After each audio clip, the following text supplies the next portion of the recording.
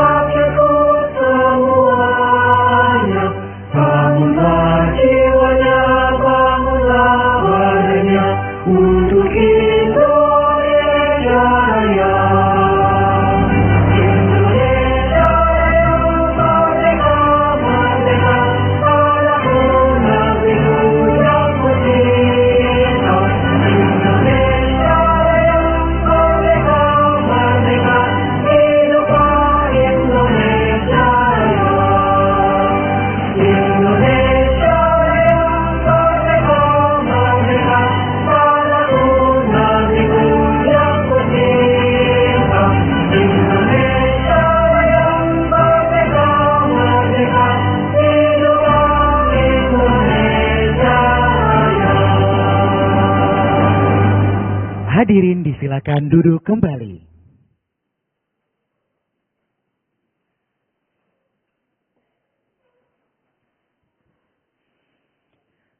Selanjutnya, kita akan mengikuti penyampaian sambutan dari Wakil Rektor Bidang Komunikasi, Kemitraan, Kealumnian dan Administrasi ITB yang diwakili oleh Ibu Nur Laila Arif, Direktur Komunikasi dan Humas ITB.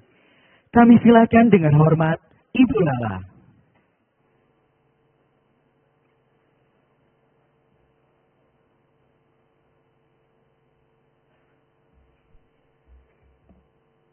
Terima kasih, Husni.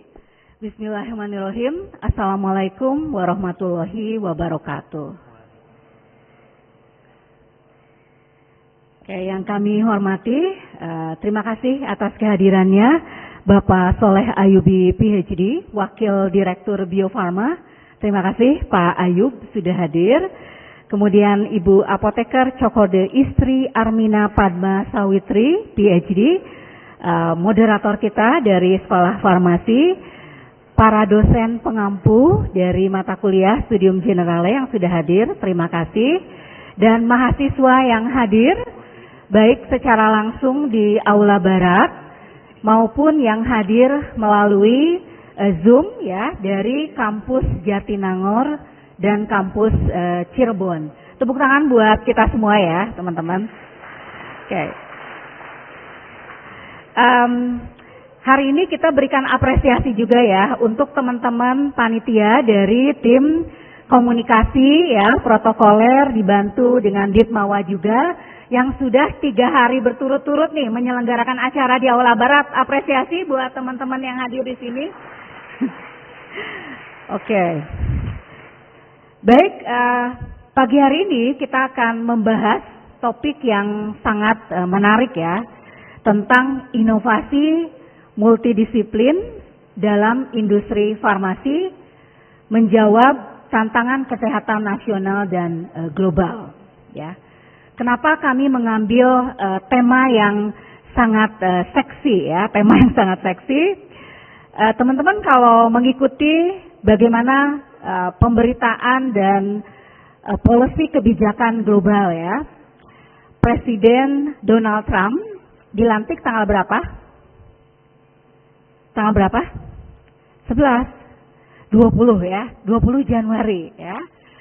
Pada saat dilantik, Presiden Donald Trump langsung mengumumkan akan menarik partisipasinya pada Badan Kesehatan Dunia atau World Health Organization, ya, dukungannya. Jadi negara-negara maju memberikan dukungan funding atau pendanaan ke lembaga atau organisasi internasional. Ini tanggal 20 Januari. Nih, 21 Januari ya teman-teman, 21 Januari keesokannya Badan Kesehatan Dunia World Health Organization kemudian memberikan tanggapan secara publik. Ini tren berkomunikasi ya. Jadi tidak harus mengirim langsung kepada Presiden Donald Trump, tapi melakukan secara publik melalui media Instagram. Apa yang ditulis oleh World Health Organization yang menanggapi tentang penarikan atau withdrawal US dari World Health Organization, mereka sangat menyayangkan, ya, penyesalan, sangat menyayangkan kenapa US withdraw atau mengundurkan diri dari World Health Organization.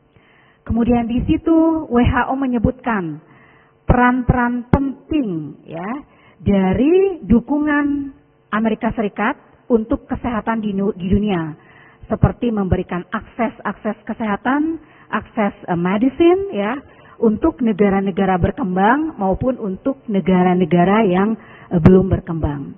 Kemudian WHO juga menyebutkan tentang apa sih manfaat sebuah negara memberikan dukungan ya kepada lembaga atau organisasi internasional. Apa manfaatnya untuk negara? Termasuk WHO berharap ya agar pemerintah Amerika Serikat tidak merubah atau agar pemerintah Amerika Serikat merubah keputusannya untuk withdraw dari WHO. Nah, ini isu-isu yang sangat penting ya. Bagaimana dampaknya dengan industri farmasi di Indonesia?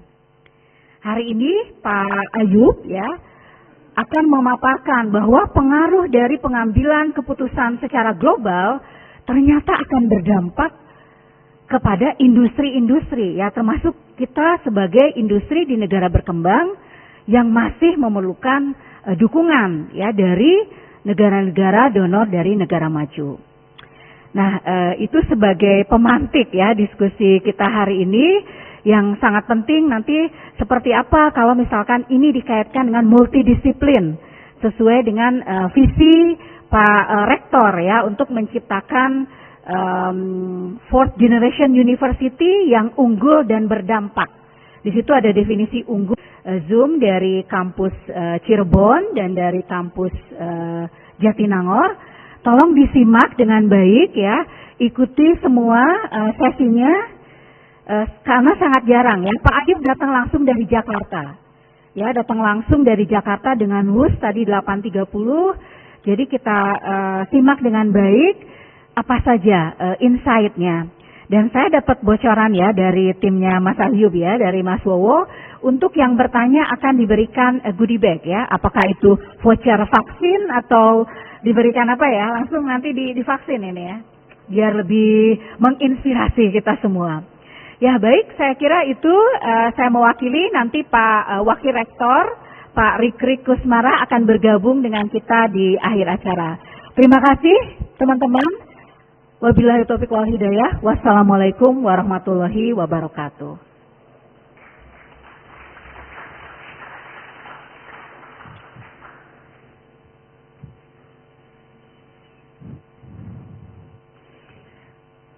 Hadirin yang kami hormati, kita akan memasuki acara utama pada hari ini, yaitu Studium Generale yang akan dipandu oleh moderator yaitu Apoteker Cokorde Istri Amina Padma Sawitri SSI MSI PhD.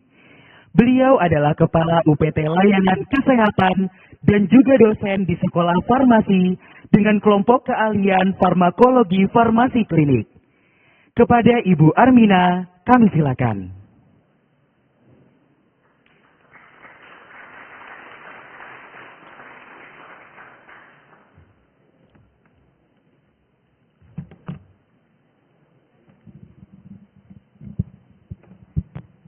Baik, selamat pagi Bapak Ibu dosen yang telah hadir, dosen pengampu, Ibu Direktur, dan tentu saja narasumber Pak Ayub.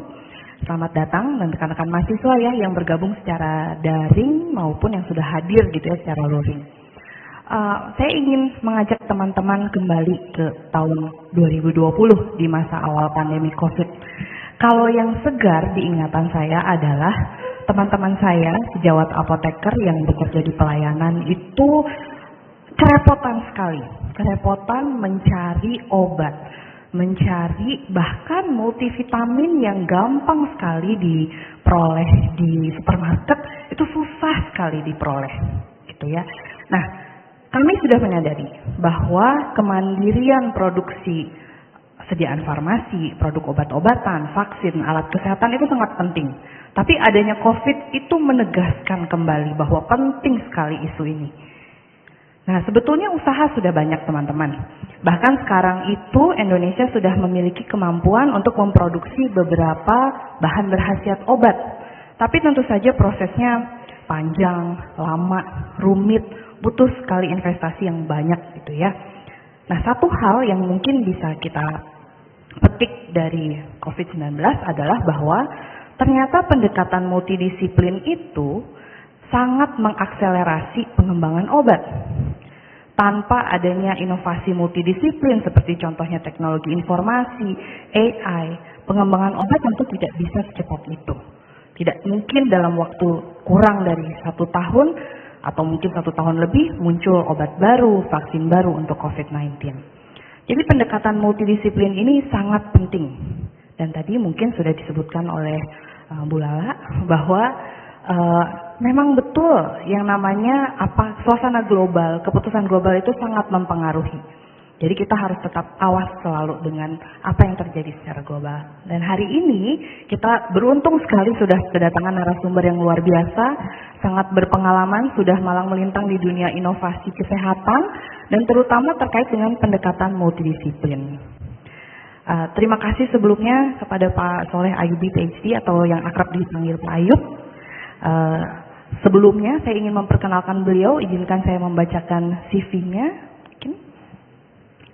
Ya, jadi Pak Ayub ini menyelesaikan pendidikan sarjana dan juga magisternya di Teknik Informatika ITB, kemudian melanjutkan pendidikan doktoralnya di University of Pittsburgh. Setelah itu sempat menjadi postdoctoral fellow di universitas yang sama dan kemudian berkarir di Amerika Serikat. Saya lihat banyak sekali portofolionya ya Pak ya, terutama terkait dengan inovasi digital ada dan industrinya pun bervariasi. Mulai dari rumah sakit ada Boston Hospital ya, kemudian juga di United Health Group, kemudian menjadi mentor di Harvard University Medical School. Kemudian juga kemudian ke industri farmasi yaitu Novo Nordisk. Dan sekarang beliau menjabat sebagai Wakil Direktur Utama Bio Farma Group. Nah, tanpa berpanjang-panjang lagi mungkin saya persilahkan Pak Ayub untuk mengambil tempat dan waktunya.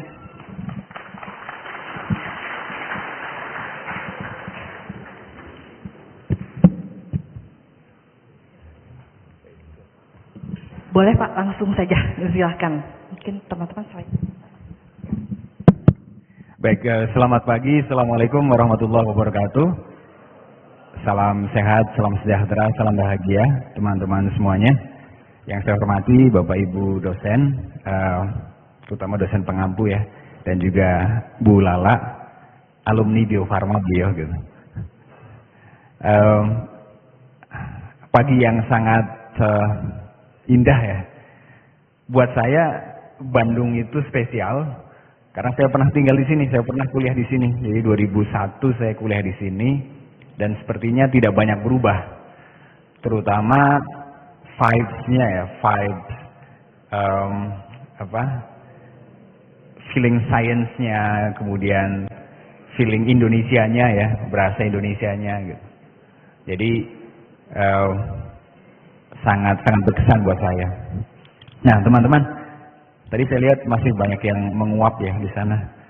Yang habis sahur tidur lagi siapa tuh Pak? Banyak juga ya. Oke. Yang lain? Nggak puasa, betul. Oke. Jadi teman-teman, pagi hari ini saya akan coba cerita banyak hal ya. Nanti ada beberapa benang merah, ada beberapa pattern yang teman-teman itu bisa ambil gitu ya, dan bisa diaplikasikan gitu ya. Saya tidak akan melulu ngomong tentang inovasi ya, tapi juga terkait dengan mungkin leadership gitu ya. Terus ada juga nanti pembelajaran hidup ya, yang teman-teman menurut saya semakin early memahami itu semakin bagus gitu. Gitu ya Bu ya, Bu Mina ya, boleh? Boleh. Oke, saya akan menggunakan slide ini sebagai panduan, tapi feel free to chime in, teman-teman juga silahkan.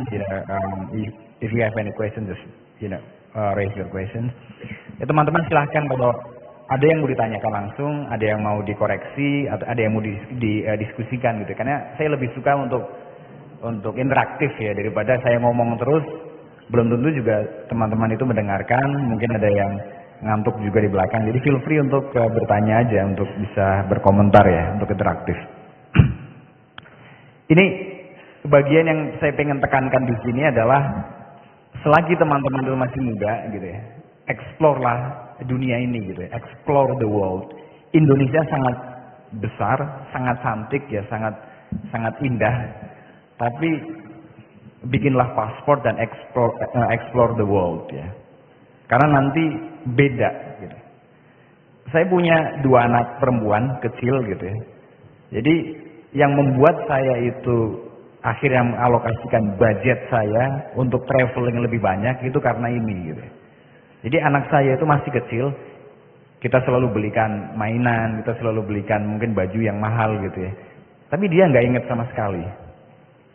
Tapi kalau kita ajak kemana gitu, misalkan ke Utah, ke Arizona gitu ya, kita hiking, keluarga saya suka hiking gitu ya. Dia ingat betul kapan, kemana, ketemu dengan siapa, dan apa yang dia pelajari. Ya, apalagi kalau teman-teman itu travel dan tinggal di sana, you're gonna meet new people, new culture, ya, kemudian new experience, new exposure gitu. Itu akan membuat kita lebih kaya melihat sesuatu. Kita akan melihat banyak hal gitu ya. Termasuk nanti ketika saya ngomong tentang pendekatan multidisiplin, itu pengaruhnya banyak sekali. Ya, teman-teman, saya mendapatkan scholarship itu dari Department of Defense, waktu itu US Department of Defense. Sehingga setelah lulus pun akhirnya terus bekerja di sana gitu ya, dengan berbagai kemudahan yang tidak dimiliki oleh teman-teman lulusan lain yang dari Amerika gitu ya. Jadi kalau teman-teman mau sekolah, carilah sekolah yang jauh, yang culture-nya berbeda gitu ya, yang exposure-nya berbeda, yang melting point lebih bagus seperti Amerika. Amerika kan melting point ya, dari segala culture itu ngumpul di sana. Akhirnya teman-teman akan bisa menemukan kekayaan, bisa melihat kekayaan dunia itu seperti apa. Carilah beasiswa yang dari luar, ya, karena nanti bukan hanya dapat scholarship-nya, stipendnya, tapi mendapatkan pelatihan, mendapatkan jaringan alumni yang berbeda gitu ya. Gitu. Nah, di sini saya cerita bahwa saya menggunakan banyak pendekatan multidisiplin itu pada saat menyelesaikan isu-isu kesehatan ya. Saya bekerja di rumah sakit militer, bekerja di rumah sakit research, rumah sakit anak, kemudian juga di United Health Group. United Health Group itu Fortune Top 5 company waktu itu. Kalau kita kan ngomongnya Pertamina misalkan ya, lagi terkenal banget. Pertamina itu Fortune Top 500 loh. Ini Fortune Top 5. revenue 280 billion dollars waktu itu. Jadi mungkin sekitar 4.500 triliun, lebih besar dari APBN Indonesia. Just one company. Ya. Kemudian setelah itu saya bekerja untuk Novo Nordisk. Insulin, mungkin teman-teman yang keluarganya punya diabetes ya, itu menggunakan insulin. Hampir pasti insulinnya dari Novo, karena dia pegang global market share ya. Waktu itu pun saya pegang global team. Jadi walaupun saya posisinya di Seattle waktu itu, tapi saya traveling ke Barcelona, Madrid, London dan seterusnya gitu. Itu memberikan exposure lebih lagi. Nah, kemudian saya ingin menekankan di sini teman-teman ya. Saya sekarang punya, selain sebagai wadirutnya Bio Farma, saya punya 6 atau 7 jabatan yang lain ya. Jadi teman-teman dengan segala kesibukannya itu luangkan waktu untuk melakukan sesuatu di luar kerjaan utamanya. Kalau teman-teman student, do something else. Ya hobi lah, ya sosial lah, ya environment lah gitu ya. Itu akan memperkaya diri kita juga. Kadang-kadang kan bilang, wah saya sibuk. Enggak. Ya. Bu Sri Mulyani ya, Menteri Keuangan, jabatannya mungkin puluhan tuh. Setahu saya sekitar 70 jabatan. Tapi bisa dipegang. Kuncinya adalah di time management yang bagus. Tapi juga jangan ngawur juga ngambil jabatan apa gitu, tapi terus jadi nggak fokus, nggak dikerjain juga jelek juga gitu ya. Nanti kita diskusi mengenai hal ini di beberapa poin berikutnya. Nah, menyambung apa tadi yang disampaikan oleh Bu Lala sama Bu Mina ya. Ini siapa yang, nah ini kayaknya semuanya produk dari COVID ya. COVID itu teman-teman SMA, mayoritas SMA ya. Sekolah online ya waktu itu. Yang baru kenal, yang baru tahu ada perusahaan BUMN deket sini namanya Bio Farma siapa waktu itu? Yang baru tahu ada perusahaan namanya Bio Farma pada saat zaman COVID. Sebelum COVID nggak tahu ada perusahaan itu. Siapa? Berarti yang lain tahu semuanya. Betul? Enggak ya? Saya sendiri selama di sini di Bandung ya, menempuh kuliah, saya nggak tahu kalau ada perusahaan namanya Bio Farma. Hanya sekitar 2 kilo dari sini. Jadi teman-teman perusahaan itu ya, saya pengen jelaskan perusahaan itu adalah perusahaan BUMN, sekarang menjadi holding. Di bawahnya holding itu ada Kimia Farma, ya. Mungkin teman-teman lihat Kimia Farma Apotek, Kimia Farma Lab, ya, Klinik, Fapros. Itu ada total ada 16 anak cucu perusahaan di bawahnya Bio Farma Group. Itu BUMN, that's kind of healthcare holding company owned by the government of Indonesia. BUMN pun konsep BUMN ya, hanya beberapa negara yang memiliki konsep BUMN. Artinya negara itu punya badan usaha, itu hanya beberapa negara, tidak semuanya. Amerika tidak memiliki BUMN, semuanya dilepas ke private. Ya, Cina punya BUMN, Singapura punya BUMN, Swedia punya BUMN, Norway punya BUMN, ya. Tapi yang lain enggak. Ya, jadi dari sini pun teman-teman tahu ya, oh ternyata tiap negara itu beda-beda gitu. Ada yang dia punya business entity ya, extended arms-nya mereka untuk menjalankan misi negara tapi juga berbisnis. Contohnya kita ini BUMN Indonesia. Tapi yang lain enggak, mayoritas negara lain tuh enggak punya itu. Ya. Yang kedua nih misalkan Kementerian Kesehatan tuh punya rumah sakit ya. Kementerian punya rumah sakit, punya puskesmas ya, punya posyandu juga. Negara lain tuh enggak. Negara itu hanya regulator. Ya. Tapi Indonesia enggak, regulator dan juga eksekutor juga. Kementerian. Ya, jadi cerita kayak gini tuh banyak nanti kalau teman-teman traveling ke luar negeri. Nah, sekarang produknya kita apa? Produknya Bio Farma yang vaksin company yang 2 kilo dari sini itu hanya vaksin sama serum anti bisa ular. Teman-teman tahu ya, kita setiap tahun di Indonesia diperkirakan ada 5.000 orang meninggal karena gigitan ular. Ya kobra lah macam-macam. Ya, kita membuat anti serumnya, membuat anti bisa ularnya. Tapi kita memiliki anti bisa ular belum menyelesaikan real problem yang di lapangan. Nanti di slide berikutnya saya akan terangkan real problemnya apa. Yang lain Indofarma, Kimia Farma itu perusahaan farmasi obat-obatan. Nah, sekarang ketika pemerintah Indonesia menggabungkan BUMN itu total ada 17 BUMN di bawah Bio Farma Group, goalnya apa? Goalnya tergambarkan di slide itu. Ya, kita pengen menciptakan yang kita sebut sebagai end-to-end healthcare ecosystem. Dan kita menggunakan pendekatan online sama offline. Ada startup atau perusahaan yang lain seperti Halodoc, seperti Halodokter ya. Mereka nge-build sisi online-nya. Kalau kita online punya, offline juga punya. Kita punya apotek 1.100 di seluruh Indonesia, 1.054 yang sekarang beroperasional di seluruh Indonesia. Kita punya klinik 400-an, kita punya lab sekitar 70-an. Kita juga punya pabriknya, teman-teman. Kita punya pabrik vaksin yang di sini, kita punya pabrik farmasi di Banjaran, di Bandung Selatan sana. Kita juga punya di Semarang, kita punya di Bali, kita punya di Jakarta juga. Ya. Total sekitar 15.000 orang pegawainya Bio Farma Group. Ya. Tapi menurut saya teman-teman kenalnya ya, hanya dua kayaknya. Satu karena dapat vaksin COVID kemarin dari Bio Farma ya.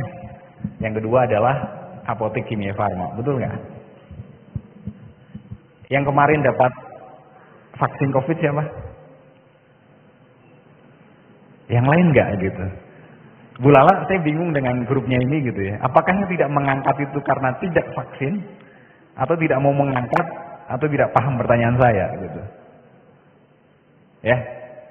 Jadi teman-teman, ketika nanti masuk dunia kerja, terutama misalkan yang terekspos dengan culture global, teman-teman itu harus merespon, teman-teman harus menunjukkan that you are present. Kamu ada di sini. Gitu. Jadi saya kalau meeting, saya akan tanya, saya akan melihat orang-orang yang tidak berkontribusi, sebaiknya tidak usah datang. Wah. Jadi kalau saya tanya, kamu ngapain datang meeting kalau cuma diem? Gitu ya, nggak kontribusi juga. Gitu ya. Tapi pagi hari ini saya paham karena sebagian masih ngangkat tangan pun berat gitu ya. Karena mungkin tidak sahur gitu, nggak apa-apa. Nah, saya ingin mengangkat statistik yang di sebelah kanan ini. Ya, saya sebutkan tadi bahwa kita itu the largest healthcare service network di Indonesia. Yang saya sebutkan tadi ya, kita punya apotek, kita punya klinik, dan sebentar lagi rumah sakit juga akan bergabung gitu rencananya. Total ada 42 juta kunjungan ke klinik, apotek, sama outletnya kita. Tiap tahun 42 juta kunjungan. Ya. Teman-teman yang bermimpi tentang AI dan seterusnya nanti akan nyambung dengan cerita tersebut. Yang kedua, produknya kami, produknya Bio Farma, itu dipakai oleh lebih dari 700 juta anak di seluruh dunia. Ya, nggak kebayang ya, BUMN-nya kita itu ternyata mengekspor ke 153 negara dan produknya dipakai oleh 700 juta anak di seluruh dunia, annually, every year. Jadi anak-anak yang di Eropa, yang di Afrika, yang di Asia dan seterusnya itu banyak menggunakan produknya kita, termasuk di Latin Amerika. Ini menurut saya sebuah kebanggaan buat negara kita ya. Sebelumnya nggak dengar itu namanya Bio Farma. Tapi kalau kita melihat historinya, we did something gitu. We did something meaningful menurut saya sih. Nah, sekarang kalau kita melihat Bio Farma, itu perusahaan yang vaksin tadi itu seberapa tua sih? Bio Farma itu 135 tahun ini. Ya. 135 tahun. Nah, ini pun saya pengen ngasih satu fakta baru ya, teman-teman. Selama 130 tahun Bio Farma berdiri, rezim yang berkuasa di negara kita ini, di tanah ini itu berbeda-beda. Dari zaman Belanda, zaman Jepang, zaman Belanda lagi, kemudian pemerintah Indonesia. No single time Bio Farma itu dihancurkan. Cukup unik ya. Kenapa coba? Karena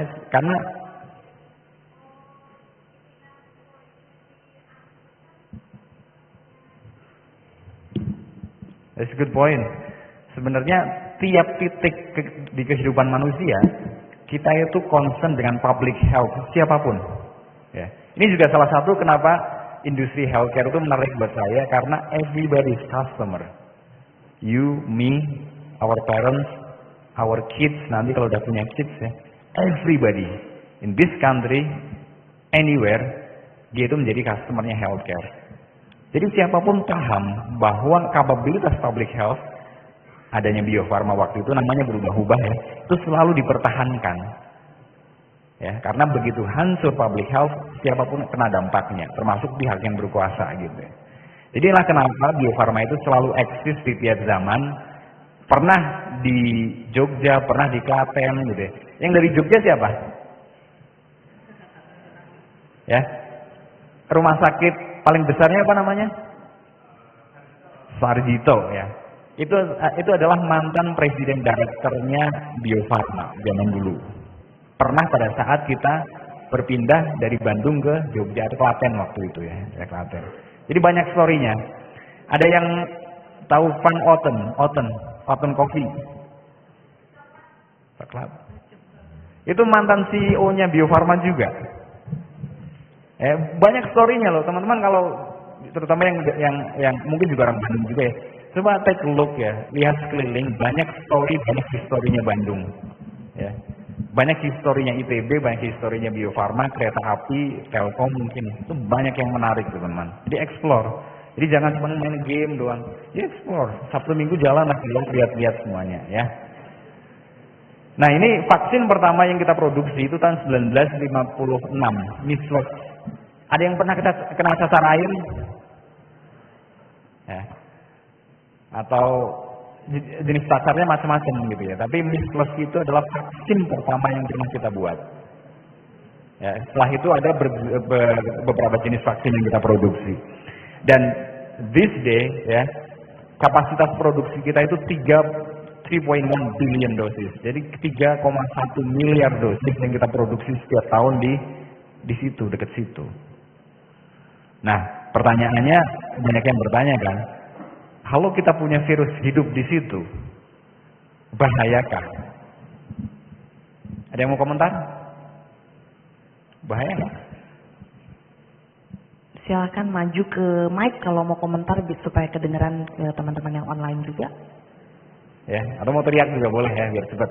Jadi kita punya virus hidup. Dulu Bio Farma itu dibangun di tengah hutan. Tahun 1890 di tengah hutan. Nah sekarang di tengah kota. Itu sesuatu yang kita sedang diskusikan terus gitu. Apakah kita harus mempertahankan pabrik kita yang di situ atau kita explore possibility untuk pindah ke tempat lain yang lebih proper, yang lebih besar, yang lebih bagus untuk perkembangannya Bio Farma maupun perkembangannya Indonesia gitu. Memutuskan hal tersebut, approach-nya itu multidisciplinary. Karena pada saat misalkan kita mau memindahkan pabrik, kita mikir dong, nanti kolaborasinya dengan Hasan Sadikin seperti apa, kolaborasinya dengan ITB seperti apa, dengan Unpad seperti apa, pegawainya harus dipindahkan apa enggak, pegawai yang sekarang sudah menetap di sini nanti kayak gimana dan seterusnya. Itu pendekatan multidisciplinary. Nanti saya akan masuk ke beberapa case ya. Nah, pada saat Bio Farma mulai membuat produk, gitu ya, itu hampir tidak pernah kita melakukannya sendiri, karena kapabilitasnya itu menyebar di mana-mana, gitu kan. Sehingga kita berkolaborasi dengan pihak lain.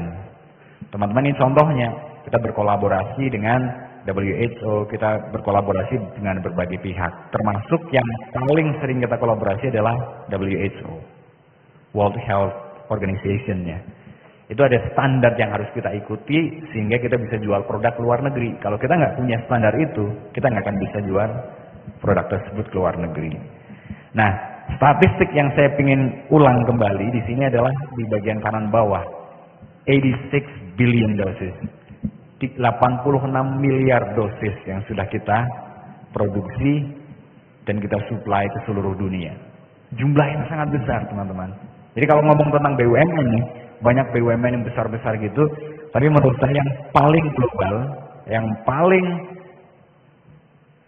dampaknya itu ke banyak orang, menurut saya Bio Farma. Walaupun size-nya kecil ya, dibanding taruhlah dengan Pertamina maupun dengan Telkom atau dengan Bank Himbara ya.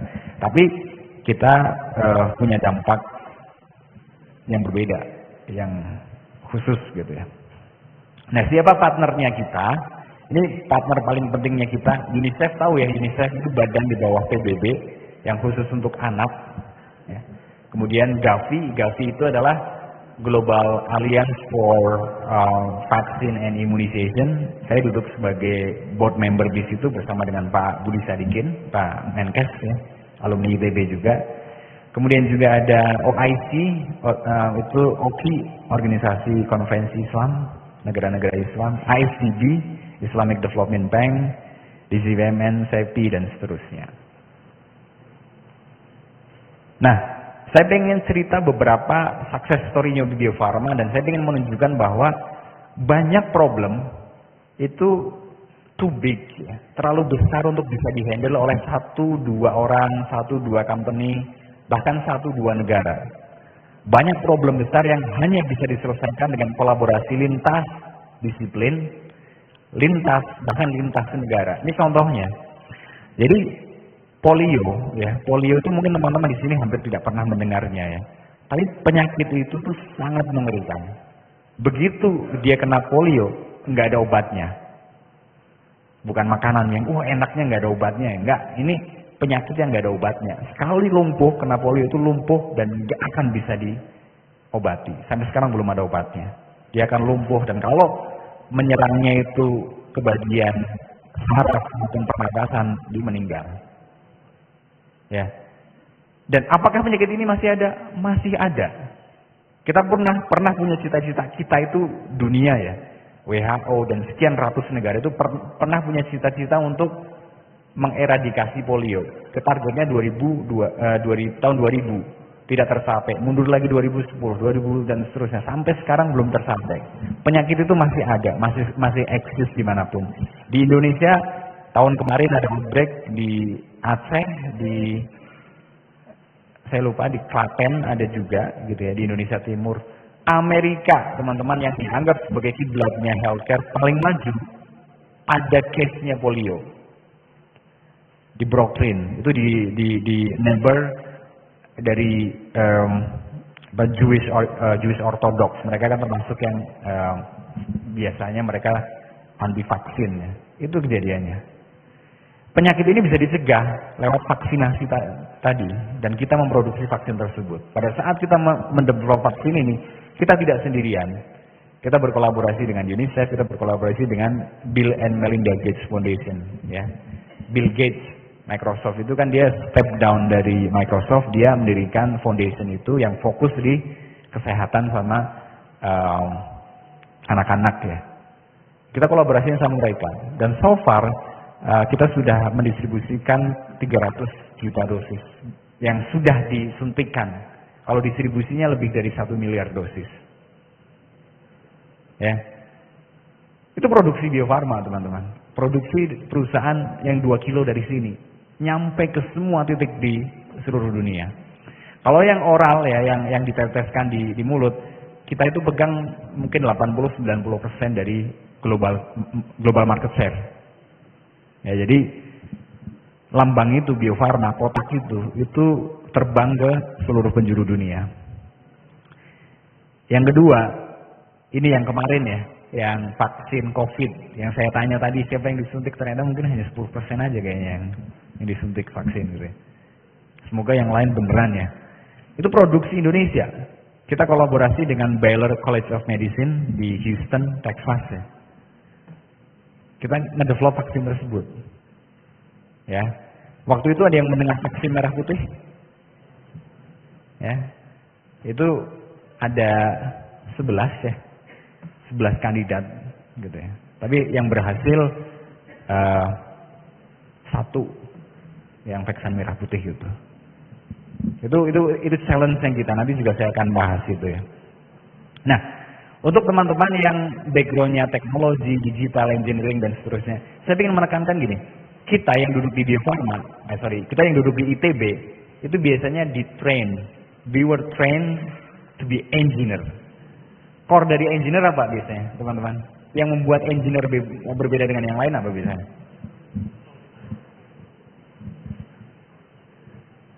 Engineer itu di-train untuk mendefinisikan masalah dan menyelesaikan masalah tersebut. Jadi kalau kita bekerja, nanti teman-teman kan banyak yang di tingkat 3 sama tingkat 4 ya. Itu memahami esensi engineer itu penting banget ya. Jadi pertama, you pahami apa problemnya, you define problemnya very well, setelah itu mempropose solusi. Pendekatan civil engineer bisa, pendekatan chemical engineering bisa, pendekatan software engineering bisa, pendekatan industrial engineering bisa. Tapi intinya adalah we define a problem, kemudian kita bereskan problem tersebut. Itu adalah jiwa seorang engineer. Di ITB kita di training seperti itu. Iya enggak? Yang tingkat 3, tingkat 4, betul gitu enggak? Betul kan? Jadi penting untuk punya skill set define problem. Karena kadang-kadang begitu masuk ke dunia nyata ya, yang sudah tidak ada dosen pembimbing, yang sudah tidak ada asisten yang mengajari, kadang-kadang kita salah mendefinisikan problem. Ternyata kita bereskan problem ini, muncul problem yang lain. Ketika kita bereskan problem ini, ternyata problem besarnya belum terselesaikan. Itu sering kejadian. Nah, nanti dalam dunia kerja itu kita dituntut untuk membereskan problemnya tuntas, ya, dengan pendekatan yang bagus. We solve the problem in right way, gitu ya. Dengan cara yang benar itu gimana? Ya, nanti akan dituntut bahwa kita menyelesaikan tepat waktu, ya. Kita dituntut untuk menyelesaikan dalam budget yang didefinisikan. Kita menyelesaikan harus produk kita atau hasil solusi kita harus memenuhi standar tertentu, ya. Operasionalnya harus efisien. Itu yang nanti akan ditemui di dunia nyata. Jadi belajar kayak gitu ya, teman-teman. Nah, untuk yang teknologi digital ini mungkin sekarang kan lagi masanya AI ya. Cuman ada beberapa brutal fact yang teman-teman harus paham juga, harus tahu juga ya. Buat saya, tadi ya, pada saat saya bekerja di rumah sakit di Amerika, saya bekerja di perusahaan farmasi di Amerika, bekerja di perusahaan healthcare di Amerika, itu tugas saya itu membawa teknologi ke perusahaan tersebut yang solve the problem di sana. Dan mayoritas teknologi yang saya bawa itu teknologi digital. Tidak harus yang advance, yang shiny, itu enggak. Tidak harus AI. Kadang-kadang solusinya simple. Solusi hanya SMS, gateway, hanya Excel file yang terkoneksi kemana-mana. Atau sekarang Google Sheet kalau pakai Google gitu ya. Tapi kadang-kadang kita perlu juga yang AI sama machine learning. Enggak apa-apa. Nah, ini teman-teman, brutal fact terhadap teknologi ini pengen saya sampaikan ya. Pertama terkait dengan AI sama machine learning ya. I would say majority, kalau nggak 80-90% itu demo version. Hanya buat demo saja. Dan mayoritas adalah chatbot. Bener nggak? Ya kan? Pokoknya kalau udah punya demo version tuh kayak bangga sekali gitu ya. Buat di kuliahan nggak apa-apa, tapi nanti begitu masuk ke dunia kerja, masuk ke perusahaan di mana kita dituntut untuk memberikan dampak secara bisnis, kadang-kadang kita harus memilih mana yang paling efisien, yang paling tepat guna. Ya. Nah, ini saya akan kasih contoh satu teknologi AI yang kita develop ya, dan ini real, ini dipakai, diproduksi, dampaknya real ya. Jadi saya akan step mundur ke belakang dulu sebentar ya. Jadi pada saat kita mendevelop vaksin, ada satu step, kalau vaksin tersebut adalah vaksin virus ya, itu kayak kita beternak virus. Kalau kita inactivated virus ya, platformnya, kita tuh kayak beternak virus. Jadi kita punya nampan gitu ya, kita punya medium di sana, mediumnya bisa yeast, bisa sel, bisa macam-macam lah gitu ya. Kemudian kita tanam virus tersebut. Virusnya kan berkembang nih, menjadi miliaran virus di situ. Nah, virus itu kan dia tumbuh terus sampai satu titik tertentu matang untuk dipanen. Nah, titik tertentu itu sangat penting. Kalau kita terlambat panen virus tersebut, virusnya masih muda, belum matang. Kalau terlambat, virusnya udah tua. Ya, udah nggak optimal lagi. Dan itu menentukan yang kita sebut sebagai yield-nya vaksin. Kualitas vaksin ditentukan dari virus kapan kita panen virus tersebut. Nah, selama ini yang kita lakukan itu kita punya ruangan khusus karena itu kan virus hidup ya, nggak boleh lepas kemana-mana ya. Kita punya ruangan khusus, kita ruangan berkelas ya, ruangan bertekanan, hanya ada 100 partikel di dalam per meter kubik gitu ya. Sehingga ketika orang ngecek gitu ya, itu dia harus pakai protective gear, pakai baju lengkap gitu ya, seperti baju astronot gitu ya, untuk ngelihat ini mediumnya, selnya sudah lonjong apa belum, warnanya orange apa enggak, pH-nya sekian apa enggak, dan kita akan bilang bahwa ini adalah titik di mana dia itu virusnya siap dipanen. Dan kita harus melakukannya kadang tiap jam ya, kadang tiap 3 jam. Tapi bayangkan betapa repotnya kita mau mengecek hal tersebut. Begitu pakai protective gear itu kita nggak bisa kencing, nggak kemana, nggak bisa, karena itu full protective ya. Nah bayangkan itu dilakukan tiap jam. Nah yang kita propose adalah kita kumpulkan data selama beberapa tahun gitu ya. Kita akhirnya bisa mendefinisikan, mendevelop algoritma machine learning yang bilang bahwa ini fase di mana sudah matang. Kita menggunakan robotik, mikroskop untuk melihat, dan kita definisikan bahwa ini adalah waktu paling optimal untuk panen vaksin. Nah sekarang yang kita lakukan adalah udah kita ternakan virusnya, kita tunggu SMS saja, kita tunggu notification, sebentar lagi virusnya siap dipanen karena itu sudah menyentuh titik optimal. Nangkep ceritanya? Ya.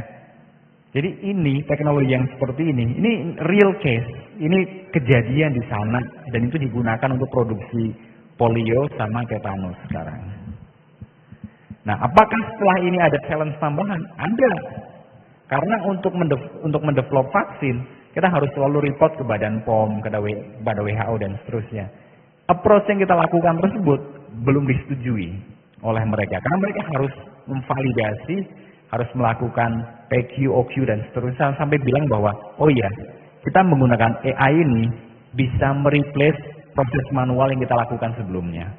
Ya, jadi banyak case AI itu bagus-bagus, tapi giliran diintegrasikan dengan bisnis proses yang existing itu bermasalah, challenging. Itu salah satu challenge-nya ya, ketika nanti teman-teman main-mainan dengan digital maupun dengan AI machine learning. Ini gambarnya bisa dilihat ya, yang sebelah kiri nih. Kita bilangnya CPE 1 sampai CPE 4 itu adalah fase yang udah mulai hitam-hitam gitu ya. Itu mulai ini virusnya paling banyak nih. Ini paling matang untuk dipanen. Tapi kalau nanti dilewatkan fase tersebut, itu akan kembali seperti yang tipis-tipis itu, virusnya udah tinggal dikit gitu. Kira-kira story-nya kayak gitu ya, bahasa sederhananya. Nanti kalau mau bahasa yang lebih yang saintifik lagi, teman-teman bekerja di Bio Farma ya. Ada yang minat nggak bekerja di Bio Farma? We're making impact loh ya, karena generasi Alpha ya, generasi Z itu katanya udah nggak nyari duit sebagian besar, nyari meaningful job, bener nggak? Bener nggak? Nggak. Nyarinya meaningful. Kalau teman-teman melakukan ini ya, tadi berpartisipasi dalam mendevelop AI machine learning tadi, impact-nya adalah ke billion dose of vaksin yang dipakai oleh 700 juta anak di seluruh dunia setiap tahun. Ya. Nah, yang kedua, ini ceritanya ya, selama berpuluh-puluh tahun Bio Farma itu selalu mencatat hasil pekerjaannya. Jadi kalau kita mendevelop produk farmasi maupun vaksin, tiap step itu kan harus dicatat ya. Kita harus cek monitoringnya, kita harus kumpulkan data QC-nya, QA-nya dan seterusnya. Itu menjadi bahan untuk kita mendapatkan persetujuan dari Badan POM maupun WHO bahwa produk tersebut aman untuk dirilis ke masyarakat. Selama ini kita menggunakan kertas menulisnya. Could you imagine? Bertahun-tahun kita menggunakan kertas, dan itu memang proses yang divalidasi, yang sudah dicek sama Badan POM sama WHO. Nah, kita pengen mengkonvert itu menjadi proses digital. Ini yang kita lakukan. Prosesnya ribet, teman-teman. Ya. Nah, nanti saya akan sampaikan nih dampak-dampaknya apa gitu ya. Imagine ya, kita punya orang-orang yang selama ini menulis di kertas tersebut. Tiba-tiba ada digital. Sebagian itu proses sudah otomatis. Orangnya dikemanain? Ya. Jadi ini salah satu yang nanti teman-teman akan hadapi di dunia kerja, yang dari IT, dari informatika, dari STI.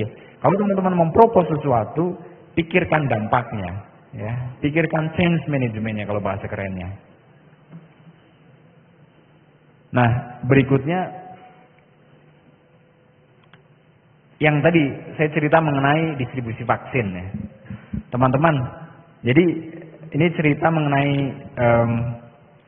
saya pulang ke Indonesia. Ya, saya pulang ke Indonesia itu saya mendarat 31 Agustus 2020. Ya, belum lama, belum 5 tahun yang lalu. Itu di tengah kondisi pandemik, dan saya yakin ya mungkin sebagian besar itu pandemik kemarin COVID itu sudah menjadi histori ya. Padahal baru kemarin saja. Yang masih merinding ya pada saat cerita pandemik siapa? Hanya beberapa orang saja. Biasanya yang terdampak, entah family-nya atau temannya yang meninggal karena COVID kemarin. Tapi majority of us udah lupa bahwa kita pernah punya pandemik. Not long time ago loh ya, 3-4 tahun yang lalu pun kita masih punya pandemik. Ya, yang tinggal di Jakarta atau di Bandung nih, ya. Dago itu kosong, Pelompong nggak ada kendaraan lewat. Tamrin di Jakarta, Gatot Subroto Jakarta kosong. There was no one. Ekonomi macet, panik di mana-mana, betul nggak? Antrian ambulan bukan masuk ke rumah sakit, masuk ke pemakaman. Ya nggak? Masih ingat nggak? Hampir 5 menit kita ada announcement dari musola, dari masjid, seorang meninggal dunia. That was like yesterday. Tapi itu baru 3-4 tahun yang lalu, teman-teman. Ada yang masih ingat, ini yang angkatan 3 sama 4 mana? Ada yang masih ingat nggak kalian itu masuk ke sini pertama kali? It was like yesterday. Tapi 4 tahun cepat sekali, betul nggak? Ada yang masih ingat pakai baju SMA? Itu baru kemarin gitu ya. Tapi ada juga yang mungkin sebagian itu nggak ngacung karena pengen segera melupakan fase itu. Fase menyedihkan ya.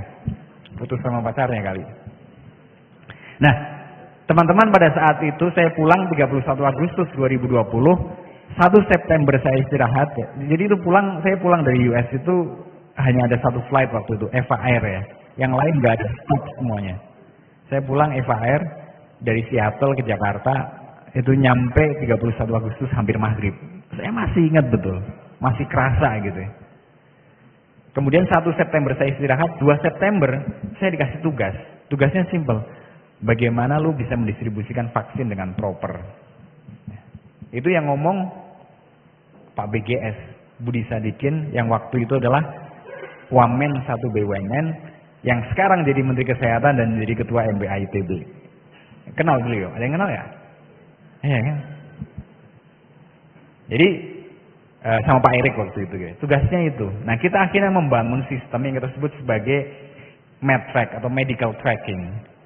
Jadi dengan sistem ini kita bisa menjamin, bisa menggaranti bahwa vaksin itu asli karena kita punya barcode yang bisa dicek secara online apakah barcode tersebut itu valid atau tidak, dirilis kapan, diproduksi kapan, nyampe ke titik terjauh di Indonesia itu kapan ya, dan kita bisa men-tracking perjalanannya hampir tiap 3 menit.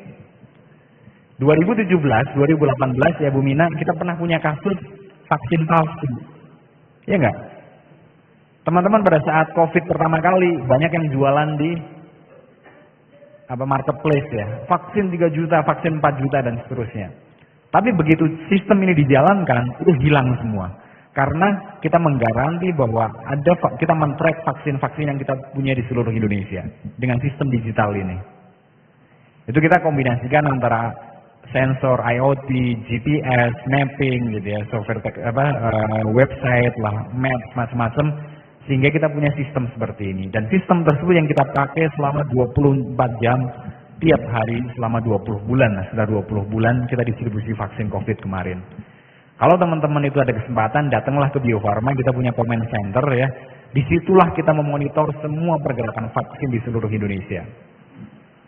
Dan itu direplikasi di ruangannya Pak Erick Thohir, Pak Budi Sadikin, Pak Erlangga waktu itu ya, Menko Ekonomi.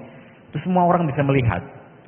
Dan sistemnya juga punya sistem alarm monitoring. Jadi kalau kendaraan truknya vaksin itu berhenti lebih dari 10 menit tidak di destination, akan muncul notifikasi ke comment center, ngapain kamu berhenti di situ? Karena waktu itu kan vaksin sangat bernilai itu, semua orang rebutan pengen dapat vaksin. Pun kalau vaksin tersebut truknya dibuka pintunya, tidak di destination, kita akan ada notifikasi juga. Vaksin tersebut kan harus dijaga suhunya antara 2 sampai 8 derajat Celcius ya untuk banyak vaksin. Itu kalau suhunya naik di atas tersebut ada notifikasi juga. Sehingga kita punya historical breakthrough, historical achievement sebagai sebuah negara, kita bisa mendistribusikan vaksin 530 juta dosis. Lebih dari 0,5 miliar dosis dalam waktu 20 bulan ke 514 kota kabupaten, 7.000 pulau di Indonesia.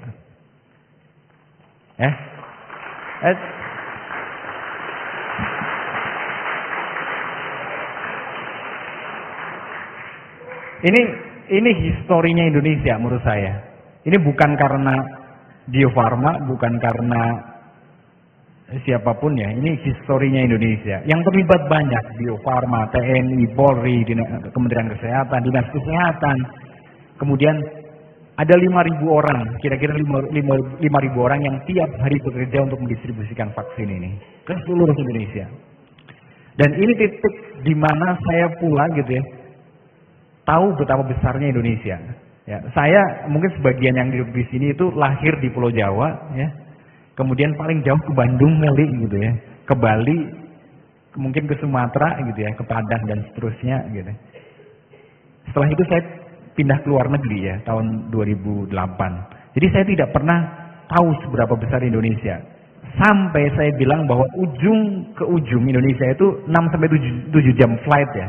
Penerbangan nih, kalau dari Aceh sampai ke Papua bahkan lebih ya, 7 sampai 8 jam. Dari pantai timur nih, dari New York atau Boston ke Seattle 6 jam juga. Jadi sama besarnya dengan Amerika. Tapi pada saat distribusi vaksin ini, saya jadi tahu bahwa ada banyak daerah di Indonesia saya belum pernah dengar nama daerahnya. Pulau Selayar, Sentani, Malino, Mahakaulu. Ada yang tahu Mahakaulu? Ada yang dari Mahakaulu ada nggak? Nggak ada yang dari Mahakaulu. Mahakaulu itu satu kabupaten di Kalimantan Utara yang tidak ada jalan darat ke kabupaten lain.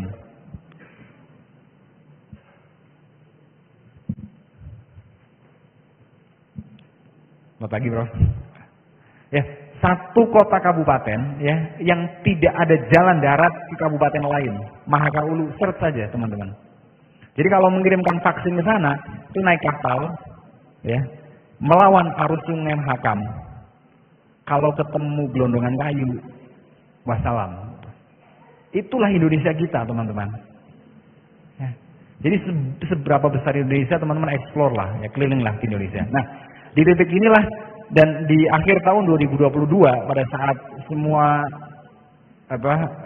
newspaper global ya, New York Times, kemudian Guardian, Washington Post itu mengevaluasi negara-negara yang paling bagus melakukan penanggulangan pandemik, Indonesia itu ditaruh di nomor 5. Tapi di forum manapun, di forum global manapun, saya selalu ngomong, no, Indonesia nomor 1. Kenapa coba? Ngirim vaksin dari London ke Copenhagen misalkan, dari London ke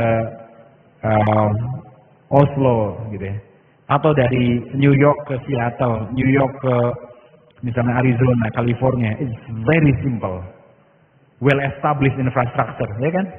Pesawat, kereta, mobil, semuanya sudah well established. Di Indonesia 7.000 pulau, no one can do it kecuali bangsa Indonesia. Ya nggak?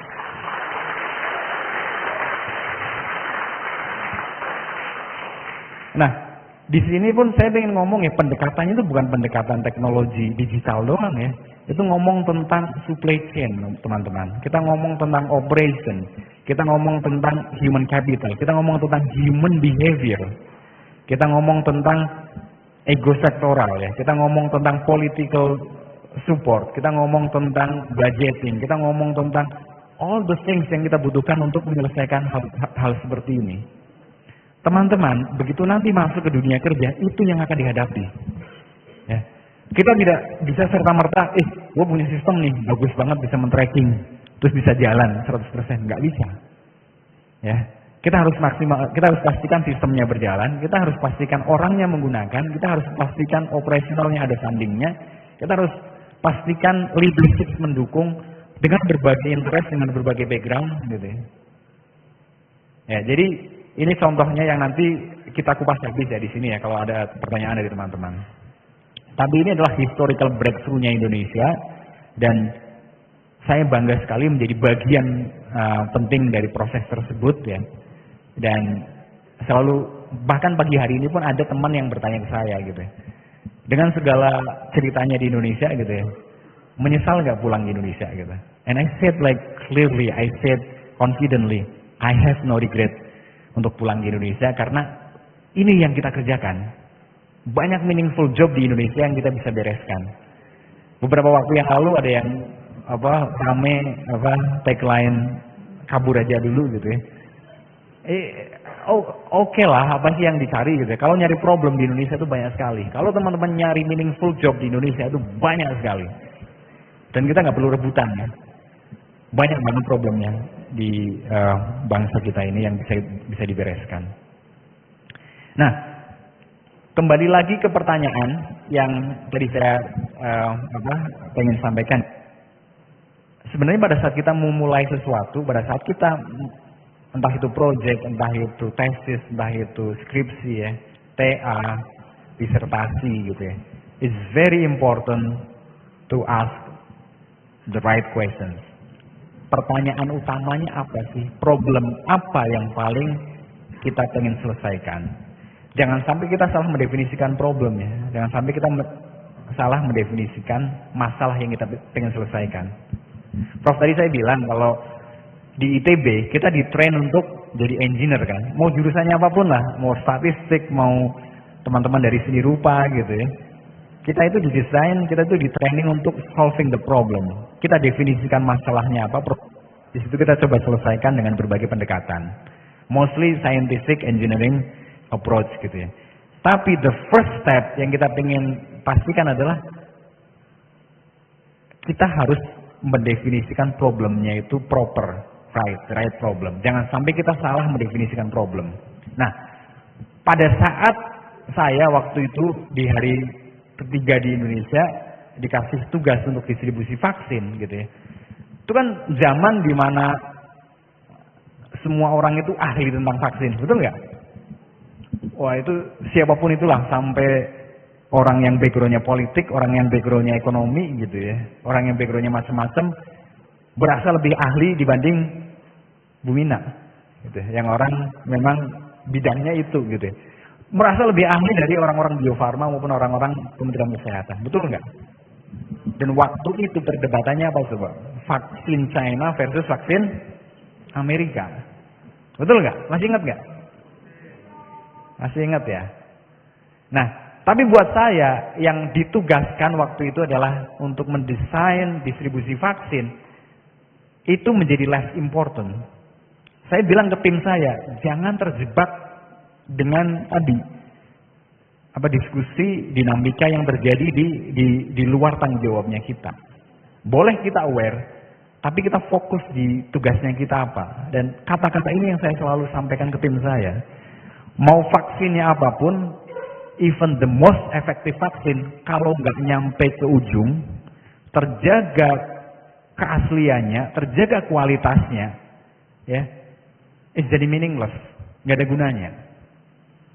Ini yang mendrive teman-teman kami gitu ya di Bio Farma untuk ya udah kita desain distribusi vaksin, nggak pedulilah itu orang ngomong apa, karena tugas kita adalah distribusi vaksin waktu itu. Ya, jadi nanti pun teman-teman ya, ketika ditugaskan di entah posisi apapun gitu ya, ditugaskan untuk mengurusi proyek apapun, define sesuatu yang membuat kita tuh fokus daily. Day in, day out, kerja mati-matian untuk mengurusi ini nih, mengurusi tugas tersebut. Jangan gampang terdistract dengan berbagai hal gitu ya. Nah, generasi Z itu katanya kecenderungannya seperti itu. Gampang terdistract dengan berbagai hal. Ya. Kemudian instant gratification gitu ya. Result yang sangat cepat gitu ya. Itu sesuatu yang menurut saya harus dilihat kembali gitu ya. Itu sebagai behaviornya kita. Nah, dengan ini gitu akhirnya tim kami Bio Farma, Kementerian Kesehatan, tadi yang 5.000 orang ya, TNI, Polri dan seterusnya, kerja mati-matian selama hampir 20 bulan. 15 sampai 20 bulan waktu itu. Tapi yang paling fokus adalah di sekitar 15 bulan. Tidak ada hari tanpa mengurusin ini. Timnya kami Bio Farma biasanya bekerja mulai jam 4 pagi selesai jam 12 malam, teman-teman. Every single day. Nggak kenal Sabtu Minggu, nggak kenal liburan. Saya masih ingat Lebaran, ya. Itu jam 10 pagi, kita udah mulai meeting lagi untuk urusin distribusi vaksin. It's very super hectic time waktu itu ya. 15 bulan kemudian. Nah sekarang saya tanya, logik nggak sebenarnya ketika kita bekerja seperti itu? Every single day, starting from 4 a.m. in the morning until midnight, every single day for like 15 months ya, 15 bulan kita bekerja seperti itu. Logiknya nggak masuk, pasti kolaps kan, pasti tumbang, ya kan? But we did it. Jadi ada hal lain ya yang kadang-kadang teman-teman temui ya, beyond yang kita pikirkan, beyond perhitungan fisik ya. Kita bekerja mati-matian gitu ya, dan kita bisa melakukannya. Jadi teman-teman pun sama ya, nanti pada saat hari kerja, carilah pekerjaan yang seperti itu. Itu akan membuat every single day, every single time-nya teman-teman itu akan meaningful banget. Ya.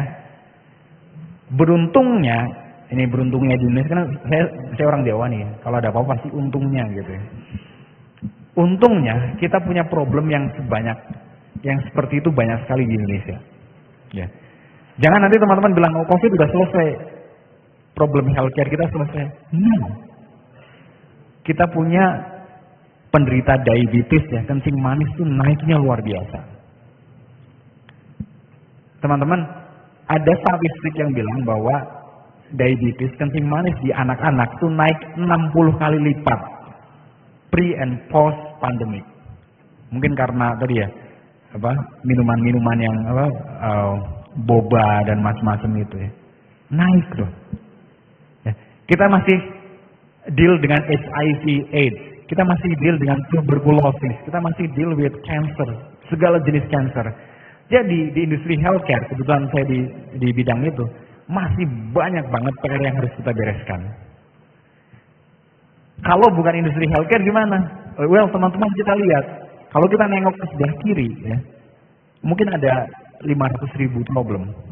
Nengok ke sebelah kanan, ada 1.000 problem. Nengok ke atas, ada ribuan problem juga. Kita masih deal dengan problem pendidikan, problem ekonomi, problem lingkungan hidup, ya, problem sampah di mana-mana. Itu yang teman-teman harus cari, yang harus kejar, sehingga pada saat nanti bekerja itu meaningful gitu ya. Saya agak kesusahan untuk mengekspresikannya, tapi carilah pekerjaan-pekerjaan yang seperti itu. Ya, saya cuma bilang ya teman-teman, oke, kita nyari yang gajinya bagus, income-nya bagus gitu ya. Tapi at the same time, that's not everything ya. Akan ada banyak ya nanti di perjalanan hidup kita di mana that's not everything. Gitu ya. Saya pulang dari US ke Indonesia, turun gaji, iya, gitu kan. Apakah work-life balance di sana lebih bagus? Iya. Apakah masa depan macam-macam di sana lebih bagus? Mungkin iya, gitu ya. Tapi saya pulang ke sini. Ada kecintaan terhadap Indonesia, gitu ya. Ada kecintaan terhadap humanity. Ada pekerjaan yang memang kita itu pengen memberikan impact luar biasa.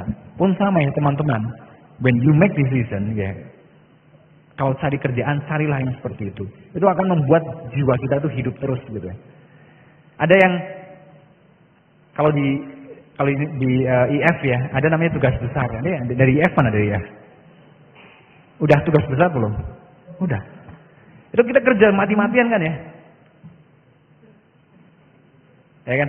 Carilah pekerjaan-pekerjaan yang seperti itu. Yang lain pun saya yakin sama ya, bisa menemukan problem yang seperti itu. Nah, jadi itu overall yang pengen saya sampaikan, yang seperti yang saya janjikan tadi. Kalau mau tanya gitu ya, bukan melulu terkait dengan ini saja ya, tapi silahkanlah bertanya terkait dengan banyak hal gitu ya. Tapi satu yang pengen saya sampaikan gitu ya, bahwa pendekatan multidisiplin itu wajib ya. Ini mohon maaf gitu ya, Bapak Ibu yang selama ini menjadi pendukung konsep linearity, S1, S2, S3 itu harus bidangnya sama. Saya termasuk yang I respectfully disagree dengan konsep itu gitu ya, karena menurut saya problem yang ada di depan mata kita itu terlalu besar untuk bisa dihandle oleh satu bidang ya. Oleh 1-2 orang, oleh 1-2 negara bahkan. Problem kita gede banget yang hanya bisa diselesaikan dengan pendekatan multidisiplinary tadi. Tadi ceritanya banyak ya. Saya itu punya background S1-nya informatika, tentu ya. Teman-teman tahu apa itu. S2-nya sistem informasi waktu itu, yang setengahnya bisnis menurut saya, manajemen. S3 saya medical science. Jadi ya, imagine ya, dengan itu kita bisa melihat segala sesuatu lebih komprehensif. Tapi tidak harus sekolah teman-teman ya. Jadi kalau teman-teman sekarang misalkan di IT nanti masuk ya dan pengen masuk ke jajaran leadership, you have to understand finance. Harus tahu apa yang mendrive net margin, harus tahu yang mendrive revenue, harus tahu yang mendrive EBITDA. Ya. Harus tahu bagaimana menghandle timnya. Kan berarti harus tahu tentang human behavior, human psychology dan seterusnya. Ya. Pun nanti ketika teman-teman masuk ke jajaran eksekutif ya, terus mendapatkan training dari executive leadership program seperti dari Harvard, dari Wharton, dari manapun gitu. Majority kontennya itu terkait dengan human psychology, human behavior. Karena pada prinsipnya leadership itu kan ngomong tentang tanda petik ya, manipulasi kan. We want other people to follow us. Kan? Itu konsep leadership kan. Itu understanding human psychology itu penting banget. Ya jadi kalau teman-teman tuh sekarang fanatik dengan jurusannya gitu ya. Saya mesin gitu ya. Nanti begitu masuk ke pekerjaan gitu ya. Lu harus tahu tentang finance. Wah, saya tambang gitu ya. Saya geologi, saya informatika, enggak. Begitu masuk ke dunia kerja ya, itu hanya part of it. Kita harus understand juga banyak hal, dan beruntungnya kita zaman ini adalah kita punya exposure, kita punya akses yang luar biasa terhadap knowledge. Ya. Dan terakhir ya, saya ingin menekankan ke teman-teman semuanya, if you have an opportunity, pergilah sekolah ke luar negeri. Pergilah sekolah ataupun bekerja di luar negeri. Ya. Nanti teman-teman akan dapat knowledge tentu yang sekarang bisa kita dapatkan lewat online gitu. Tapi yang tidak bisa didapatkan adalah networking, culture, professional experience. Itu yang harus teman-teman dapatkan.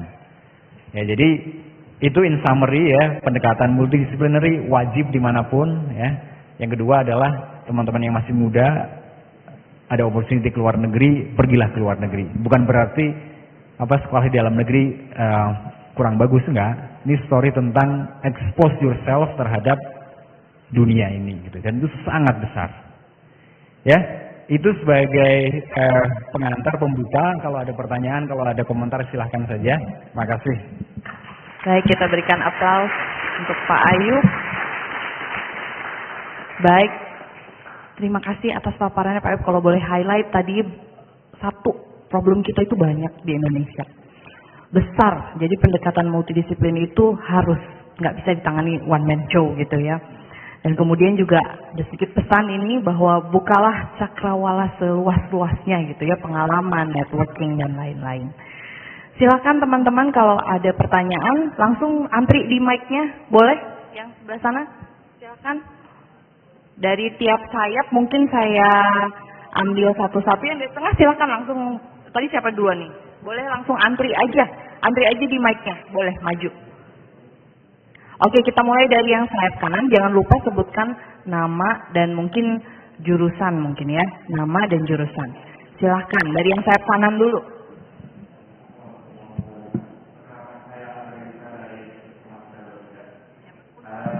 Punten, namanya siapa tadi?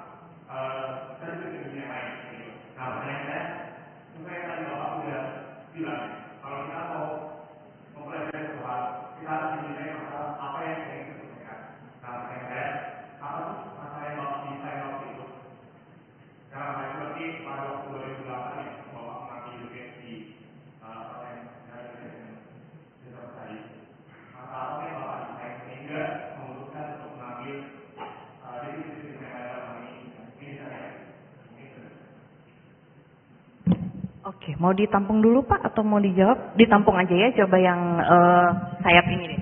Silakan Mas yang pakai baju hitam.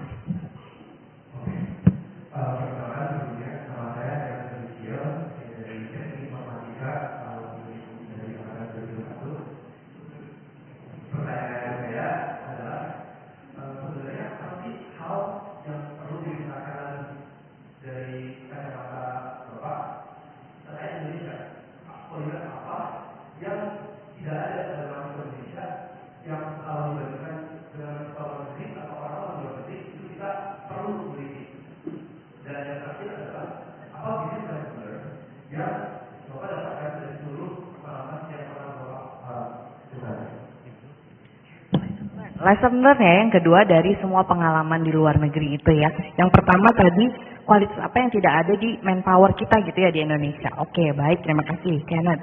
Kita tampung silahkan, yang sebelah sini pakai jahim silahkan. Ya, boleh minta tolong atau kalau teriak bisa nggak kira-kira? Oh, udah.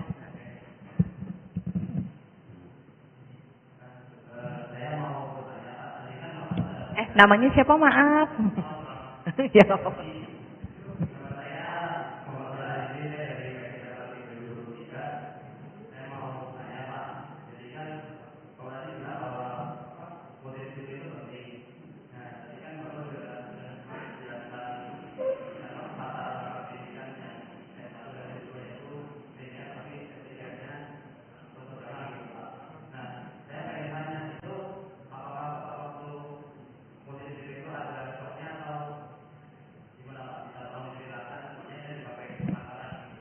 Ada apa kurang maksudnya? Oh, shock. Oke, baik. Gitu. Terima kasih. Oke, terakhir yang saya paling kiri.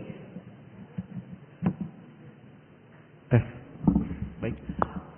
Perkenalkan, nama saya Jabar. Saya dari Teknik Telekomunikasi. Pertanyaan saya, tadi disebutkan bahwa post-COVID itu ada kenaikan sekitar 60 kali lipat terkait konsumsi gula ya Pak. Nah, boleh kasih contoh terkait thought process atau action process dalam hal multidisipliner, apa yang menghambat Indonesia atau apa yang harus Indonesia lakukan supaya kita bisa punya sistem semacam di Singapura itu ada NutriGrade ya. Jadi untuk track kandungan gula dalam minuman itu bagaimana Indonesia bisa punya sistem seperti itu. Terima kasih. Baik, pertanyaan bagus-bagus, kita tampung dulu. Yang mau ngantri, mohon maaf ditunggu sebentar ya, berdiri ya. Silakan Pak Ayub. Pertanyaannya gini. Jadi teman-teman, ketika saya ngebentuk tim gitu ya. Gini, teman-teman, leadership itu leaders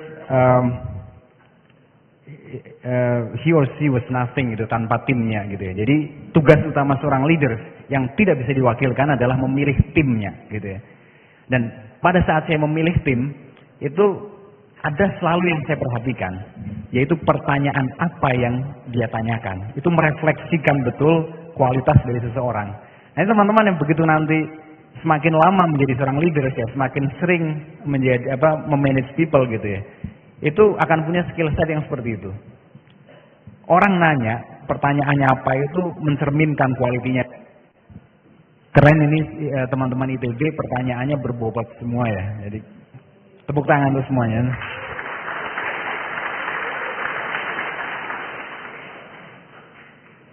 Nah, ini ada beberapa pertanyaan yang saling bersinggungan ya. Saya coba jawab. Yang pertama gini, pada saat kita mendefine problem ya, itu problem tersebut tidak mesti problem yang berkaitan dengan pekerjaan, bahkan problem dalam hidup gitu ya. Mas yang pakai sweater putih gitu ya, kan mau memilih si A atau si B itu kan problem juga kan, ya enggak? Punya 2, 3, hah? Gitu kan misalkan. Itu problem hidup juga kan. Nah, pada saat tahun 2008 saya itu dapat scholarship beberapa sebenarnya. Saya apply beberapa program gitu ya, dan saya dapat gitu ya. Nah, cuman kebetulan keluarga saya banyak yang punya background dokter gitu ya. Jadi pada saat saya lulus 2005 dari informatika ITB ya, itu banyak teman saya yang masuk ke Telkom, masuk ke kemana. Belum zaman startup ya, startup itu baru 2004, 2005 itu. 2008 lah, 2008, 2010-an gitu ya. Saat saya lulus itu teman-teman saya kebanyakan masuk ke industri Telkom, perbankan dan seterusnya gitu ya. Tapi ada satu yang di hati saya yang bilang bahwa, saya punya skill set teknologi, IT, digital, buat apa sih? Saya pengen mengaplikasikan ini ke sesuatu yang saya inginkan, yang saya passion memang. Dan to be honest nih Bapak Ibu semuanya, pada saat UMPTN ya, mungkin sebagian lewat jalur UMPTN ya. UMPTN itu kan kita milih, kalau ngambil jalur campuran itu ada 3 pilihan ya. Saya waktu ngambil jalur IPA, punya 2 pilihan. Waktu itu saya pilihan pertamanya kedokteran UGM. Gitu. Kemudian pilihan keduanya, saya bingung juga milih apa ya gitu. Kebetulan ada sepupu yang informatika ITB, bilang, udah ambil informatika ITB. Tapi terus kan kebalik tuh, karena passing grade-nya informatika kan lebih tinggi. Ya, diputar akhirnya, udah informatika ITB, belum tentu keterima juga gitu. Keterima. Jadi sebenarnya dari zaman SMA itu pengen industri kesehatan, tapi ya udah nyemplung lah ke ITB, ya udahlah. Ini tapi saya cuma ngomong bahwa I have no regret ya untuk kuliah di ITB, keren ITB gitu ya, dan itu ngebentuk siapa saya sekarang dan ngebentuk teman-teman semuanya ke depan seperti apa. Nah, titik itu saya masih kepikiran terus, saya pengen mengaplikasikan skill set saya untuk industri kesehatan.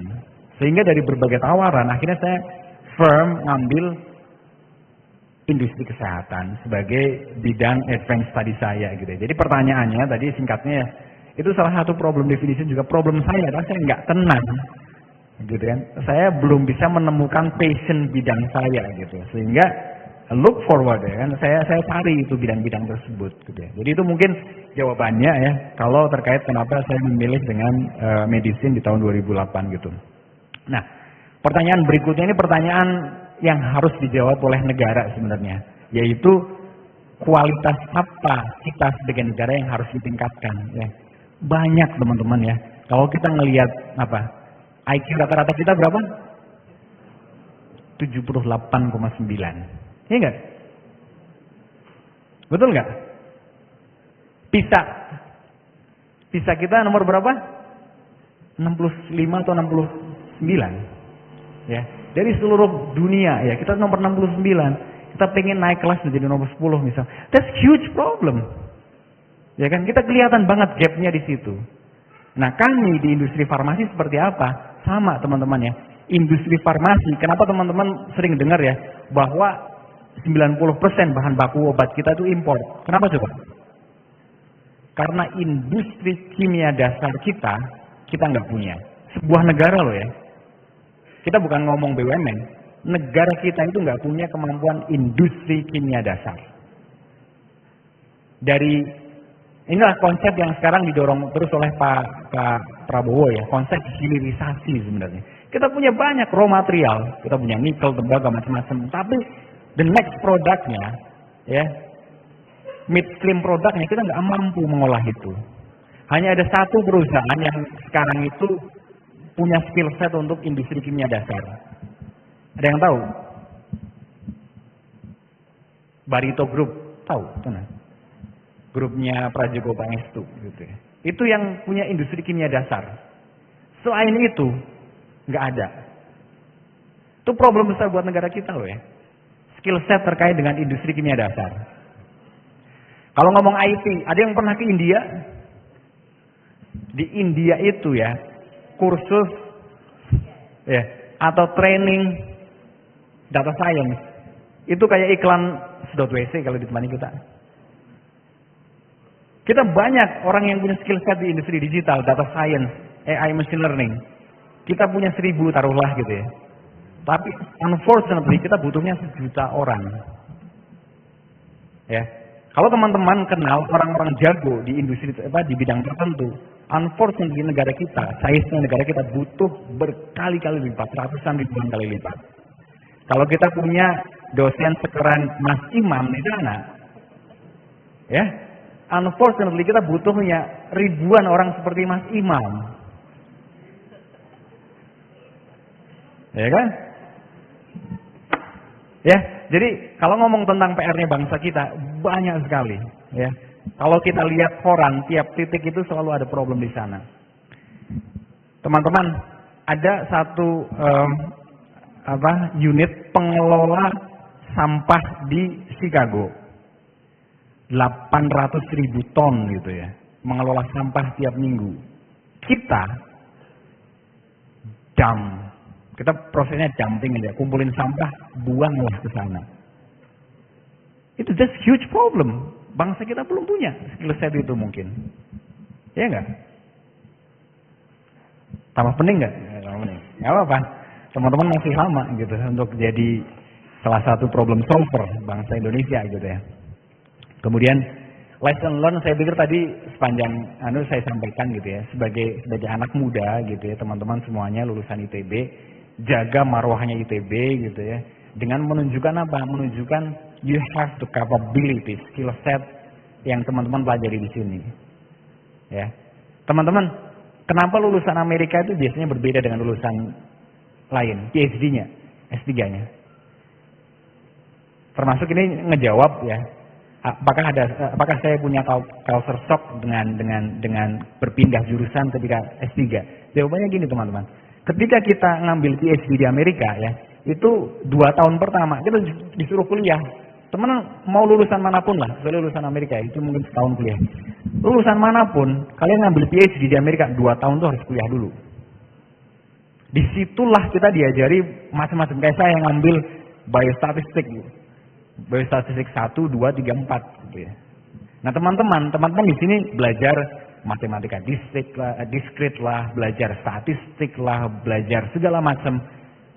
Identitas itu ya, itu jangan sampai nanti lulus masuk pekerjaan lu ditanya statistik nggak ngerti, malu-maluin ITB itu, ya. Jadi kalau lesson learn yang saya pengen sampaikan ya banyak lah teman-teman. Tapi yang pengen saya sampaikan adalah identitas kalian itu apa? You are an engineer. Teman-teman itu engineer. Engineer itu skill setnya punya, habis itu problem solver, thinkernya itu problem solver. Nanti di tempat kerja akan ada orang yang jagonya itu komplain, jagonya itu nunjukin masalah. Tapi nggak menjadi bagian dari solusi. Don't be that, jangan seperti orang tersebut. Teman-teman harus menunjukkan sebagai orang engineer. Engineer itu problem solver, ya. Dari situ nanti otomatis lah karir akan mengikuti, ya macam-macam. Sama terakhir ya, yang terkait dengan sebagai yang teman-teman mau lulus ya.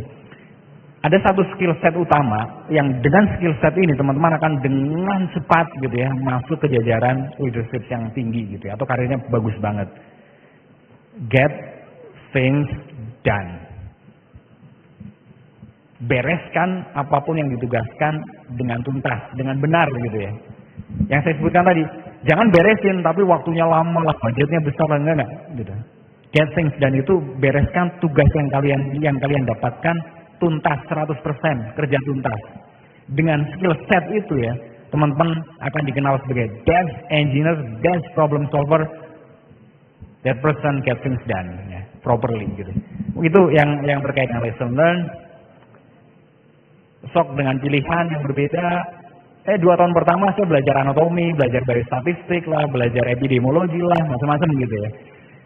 Buat saya sih yang memang di hati saya punya keinginan di healthcare gitu ya, dan kebetulan kampusnya bagus lah, knowledge-nya bagus, gitu. Itu sesuatu yang sangat saya nikmati gitu ya.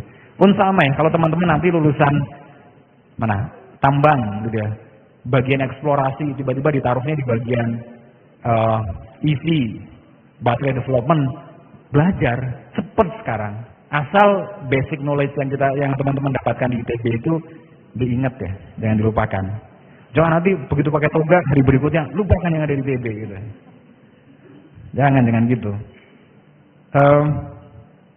Tadi jabar yang dari telekomunikasi ya, yang saya sebutkan 60 kali lipat itu adalah jumlah penderita kencing manis di usia anak sebelum sama setelah COVID itu naik 60 kali lipat. Ya. Itu is very dangerous. Nah, pertanyaannya adalah thought process apa gitu ya yang kita pengen sampaikan. Ini sekali lagi mengkonfirmasi multidisciplinary approach yang teman-teman harus lakukan. Kalau kita ngomong tentang kencing manis, ada beberapa aspek. Satu, aspek scientific personalnya. Ada yang punya gen diabetes, itu kena eksposur gula sedikit aja langsung diabetesnya itu aktif. Ya. Jadi kan faktor personal. Yang kedua adalah faktor family. Kalau bapak ibunya minumnya kayak gituan, es teh tiap hari lah gitu ya manis, dia akan ikut kan? Atau yang dari Jawa Tengah, ya seperti saya, ya teh itu teh manis pasti, itu pengaruh juga. Makan nasinya banyak banget, tapi physical activity-nya kurang, itu juga pengaruh. Kemudian ada aspek sosialnya, apa itu? Yaitu banyaknya akses terhadap makanan minuman yang tidak sehat. Kalau di depan rumah kita ada yang jualan boba, kita akan sering kan pasti minum hal tersebut gitu ya. Sama aspek pendidikan, ya. Kenapa saya termasuk big supporter terhadap makan gratis? Karena disitulah sebenarnya anak-anak itu dididik untuk makan sehat. Jauh lebih sehat dibanding di rumah. Majority, ya, dia dididik seperti itu gitu ya. Makan yang sehat gitu ya, makan yang sama dengan yang lain. Tapi saya nggak tahu kualitas makan gratisnya seperti apa. Tapi harapan saya akan less sugar, less salt gitu ya, garamnya berkurang dan seterusnya. Di Amerika itu seperti itu gitu ya. Jadi pendekatan terkait dengan diabetes itu banyak prosesnya, pendidikan macam-macam, ekonomi dan seterusnya. Semoga menjawab hampir semua pertanyaan. Nah, teman-teman yang sudah berdiri silahkan ya. Tapi mungkin sebelum yang berdiri, yang online panitia ada yang mengajukan pertanyaan nggak ya? Ada satu dari Samuel Tiono. Bagaimana Bapak manajemen orang banyak yang bekerja sama dalam bidang industri vaksin di Indonesia? Terlebih adanya perbedaan kultur kerja antara di Indonesia dan Amerika. Mungkin itu dulu Pak, yang online dulu. Jadi kalau saya perlebar gini, saya termasuk direksi muda. Jadi pada saat 2021 saya diminta oleh Pak Erick Thohir untuk membentuk namanya organisasi BUMN Muda. Jadi itu organisasi yang disiapkan sebagai wadah untuk menyiapkan future leadersnya BUMN untuk yang usia di bawah 42 tahun. Pertanyaannya sebenarnya mirip-mirip dengan ini adalah bagaimana kita memanage orang dengan background yang berbeda, umurnya berbeda gitu ya. Kemudian culture-nya berbeda, kemudian orientasi personalnya berbeda, bagaimana kita melakukannya ya. Itu ada ilmunya teman-teman ya, ilmu managing people itu ada, teman-teman bisa search di YouTube dimanapun. Tapi yang saya bilang tadi ya, you have to understand human psychology. Pada dasarnya mereka datang ke kantor dengan niat baik, dengan spirit yang bagus, dengan skill set yang cukup, bagaimana kita memaksimalkan yang bersangkutan untuk berkontribusi untuk perusahaan. Ya, itu ada banyak hal lah gitu ya. Tapi yang terkait dengan dua pertanyaan ini, bagaimana saya memanage orang yang lebih tua dari saya, memanage orang yang berbeda culture dengan training saya. Saya kan di-train untuk menjadi profesional itu di Amerika selama 14 tahun gitu ya. 14 tahun saya di Amerika, tiap hari saya ketemu dengan orang Amerika, culture-nya Amerika, di mana kita ngomong straightforward tuh. Kita ngomong, you wrong boss gitu ya. I disagree with your opinion gitu. Itu sangat umum di sana. Ketika di Indonesia seperti apa gitu ya. Nah, ada shock di pertama kali gitu ya, tapi ada beberapa yang menjadi pegangan saya dan ini juga nasihat family orang tua gitu ya. Pertama, yang tidak boleh dilanggar itu adalah norma-norma adat ketimuran ya. Misalkan kesopanan, lu mau dimanapun, kerja di Indonesia maupun di luar negeri lah, lu nggak boleh nggak sopan, tetap harus sopan. Nah, pada saat kita punya tim lebih tua dan kita harus mengkoreksi yang bersangkutan, sopan. Caranya gimana? Itu banyak triknya. Pertama misalkan, don't do it in public. Jangan pernah mempermalukan orang di depan umum. Kalau mau mengkoreksi, do it in private. Panggil, one on one. Bapak, mohon maaf ya, ini ada yang salah nih, ada yang kurang nih, dan seterusnya. Tolong diperbaiki. Apa yang bisa saya bantu untuk memperbaiki tersebut? Do it in private. Ya. Jangan pernah menyerang personal, family gitu ya. Background agama dan seterusnya, suku. Ya. Wah, Batak lah, wah Jawa lah, don't do it. Ya. Itu yang norma-norma yang sangat umum gitu ya. Nah, ada yang memang cukup challenging buat saya di awal adalah kita kan kalau di luar itu sangat terbuka ya. Ngomong salah ya salah apa adanya gitu kan. Di Indonesia agak berbeda. Bio Farma itu punya uniqueness sendiri dibanding BUMN lain. Mayoritas adalah orang Bandung, orang Sunda kebanyakan. Itu punya culture sendiri. Gitu ya. Makanya pertanyaan ini saya tidak jawab langsung, tapi ketika teman-teman nanti punya tim yang menjadi people manager, punya tim di bawahnya, pelajarilah human psychology, pelajarilah human behavior. Kadang kita ngasih pancingan, kadang kita model tarik ulur lah. Ya. Dan ilmu tersebut, human psychology, human behavior, tidak hanya bermanfaat untuk di dunia kerja. Di rumah tangga pun sama. Teman-teman akan menikah dengan orang yang berbeda. Satu dari Mars, satu dari Venus gitu ya. Berbeda. You have to understand kan human psychology di situ. Teman-teman akan punya anak gitu ya yang mungkin berbeda juga treatmentnya seperti apa. Jadi mempelajari human psychology, human behavior itu wajib menurut saya. Itu untuk membuat kehidupan kita lebih bermakna gitu. Oke, baik. Saya tadi diingatkan waktunya sudah habis dan sepertinya mohon maaf sekali hanya ada kesempatan. Oh, nggak apa-apa. Mungkin tadi saya diingatkan katanya 1 atau mau 2 pertanyaan atau yang teman-teman yang Oke, 1, 2, 3, 4. Kalau ada pertanyaan yang mungkin 5. Semua? Semua aja katanya. Terima kasih banyak Pak sebelumnya. Jadi teman-teman kalau ada pertanyaan yang mirip-mirip mungkin bisa dipersingkat pertanyaan yang mungkin berbeda dengan yang sudah ditanyakan. Ya, silahkan. Baik, sebelumnya perkenalkan saya Jen Fiona dari Sains dan Teknologi Farmasi. Mungkin di sini saya akan menanyakannya sedikit ke sisi farmasinya gitu ya Kak. Ya Pak maksudnya. Sebelumnya saya sangat kagum dengan pencapaian Bio Farma saat ini yang ternyata sudah mendunia dan juga mengekspor produk ke berbagai negara. Jadi dengan pencapaian ini bagaimana sih visi jangka panjang Bio Farma dalam industri biofarmasi global dan juga kira-kira strategi apa yang akan diterapkan untuk terus memperkuat daya saing di pasar internasional. Terus ada satu lagi dikit. Selain itu kan dengan adanya isu bahwa kesehatan tuh di Indonesia tuh diposisikan sebagai prioritas pendukung. Apakah hal ini berpengaruh terhadap Bio Farma? Jika iya, dampak seperti apa yang dirasakan oleh perusahaan baik dari segi operasional maupun aksesibilitas produk di dalam negeri ataupun di luar negeri? Terima kasih.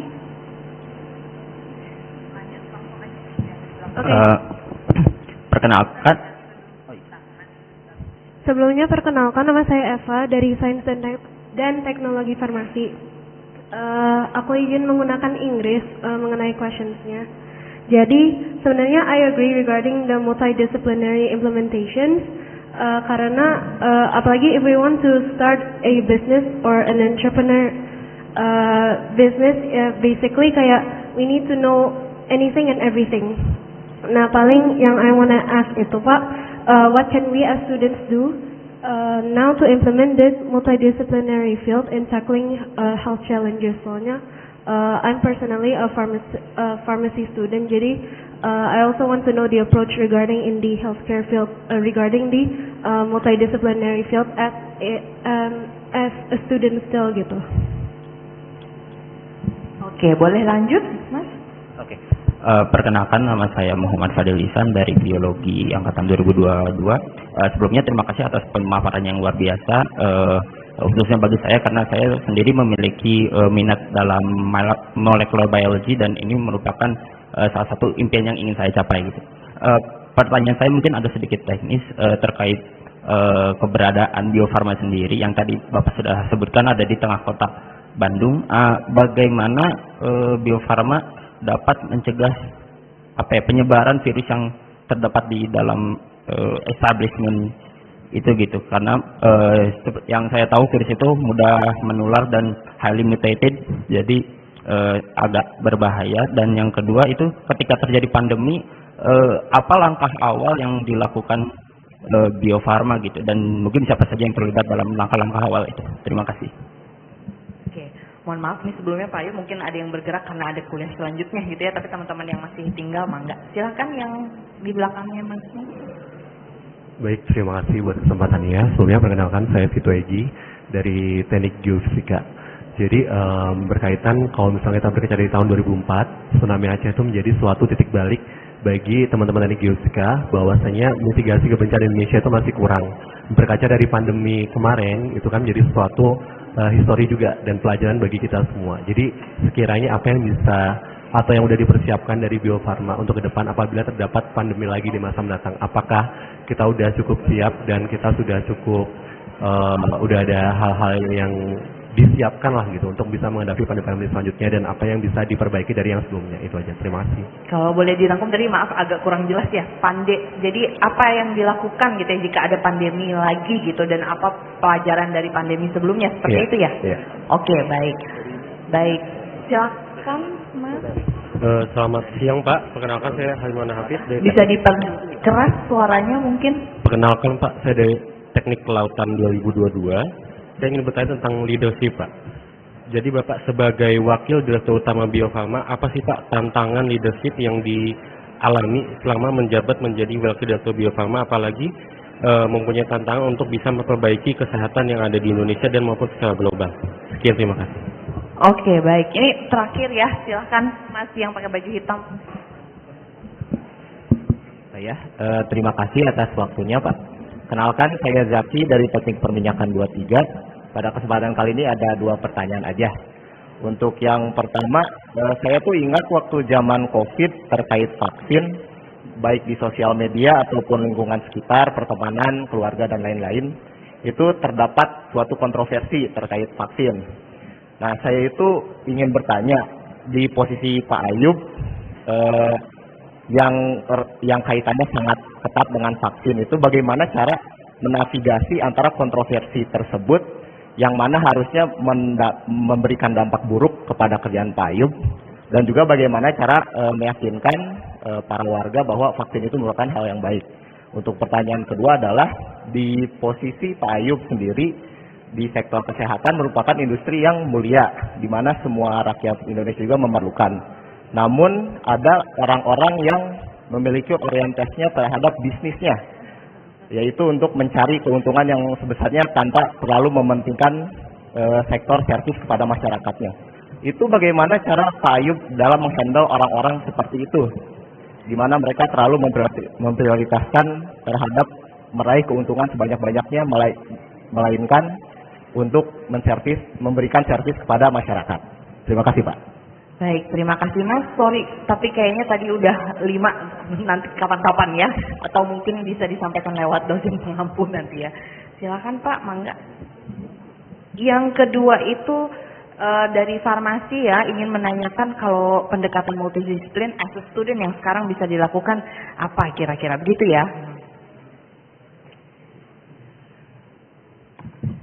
Baik, terima kasih, pertanyaannya bagus-bagus semua ya. Pertama, terkait dengan what next ya, Bio Farma gitu ya. Seperti yang saya sampaikan tadi ya, kita sudah memiliki 17 jenis vaksin, tetanus, difteri, pertussis, macam-macam lah gitu ya. Nah, kita akan fokus ke beberapa vaksin berikutnya yang kita sudah punya pipeline-nya gitu ya.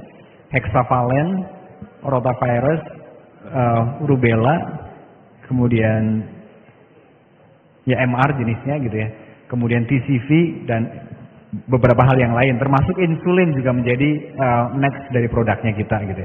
Nah, teman-teman, tadi kan udah ada ya beberapa statistik yang pengen saya share ya, bahwa kita sudah berkontribusi ke kesehatan lebih dari 700 juta anak di seluruh Indonesia, di seluruh dunia. Yang kita penginkan adalah dalam beberapa tahun ke depan kita akan punya kontribusi ke 1 miliar anak di seluruh Indonesia, seluruh dunia tiap tahun gitu ya. Itu visinya. Menuju ke sana banyak. Kita pengen product development cepat, kita pengen membuat manufaktur yang efisien, yang memenuhi standar global, yang supply chain-nya bagus gitu. Itu bagian dari yang pengen kita bereskan di Bio Farma. Nah, kalau kontribusi tersebut, apakah mayoritas ke global atau di dalam negeri? Dua-duanya dapat. Kita nggak berbeda dengan negeri lain juga gitu ya. Kita deal dengan diabetes, mereka juga deal dengan diabetes juga gitu ya. Jadi itu yang pertama. Jadi prioritasnya itu ya. Strateginya seperti apa? Sama dengan yang saya sampaikan tadi, kita nggak akan mengembangkan produk kita sendiri, berjalan sendiri, enggak. Kita akan kolaborasi dengan global partners ya. Yang saya sebutkan tadi, WHO, UNICEF, IVI, bahkan perusahaan yang dalam beberapa case kita bersaing, tapi at the same time juga kita berkolaborasi ya. Friend and enemy juga gitu ya. Itu yang pertama. Yang kedua, terkait dengan pendekatan multidisciplinary ketika menjadi student gitu ya. Teman-teman, makanya saya bilang di awal tadi, jangan hanya kuliah ya. Teman-teman aktiflah di mana-mana, itu akan memberikan exposure, pengalaman bahwa kita melihat sesuatu itu dengan kacamata yang lebih komprehensif. Tapi akan lebih bagus nih, saya yakin dosen-dosen pengampu juga akan setuju ya. Apapun proposal solusinya, kalau ditambahi dengan aspek-aspek yang lain, aspek finansial lah, aspek psikologi lah, aspek human capital lah, itu akan sangat bagus. Yang dari teknik industri nggak ada. Yang teknik industri punya kelas yang sebelah semua kayaknya tadi itu pergi. Teknik industri menurut saya adalah satu bidang, satu jurusan di mana mereka di training dengan banyak hal. Ya, itu di training dengan human capital, engineering lah, macam-macam. Nggak apa-apa, teman-teman cobalah tanya kepada teman-teman teknik industri gimana sih cara ngebentuk tim, cara manage human capital yang bagus seperti apa, finance seperti apa gitu ya. Kayak gitu menurut saya sih ya. Dan kalau mau melakukan internship ke Bio Farma, we are very welcome ya teman-teman untuk mendaftar gitu ya. Nomor 3, terkait dengan penyebaran virus yang kita punya di tengah kota seperti itu ya. Kita tuh diaudit teman-teman ya. Kita diaudit sering sekali oleh berbagai pihak ya, memastikan bahwa cara kita mengelola vaksin atau virus hidup yang ada di Bio Farma itu mengikuti standar-standar yang memang sudah ditetapkan.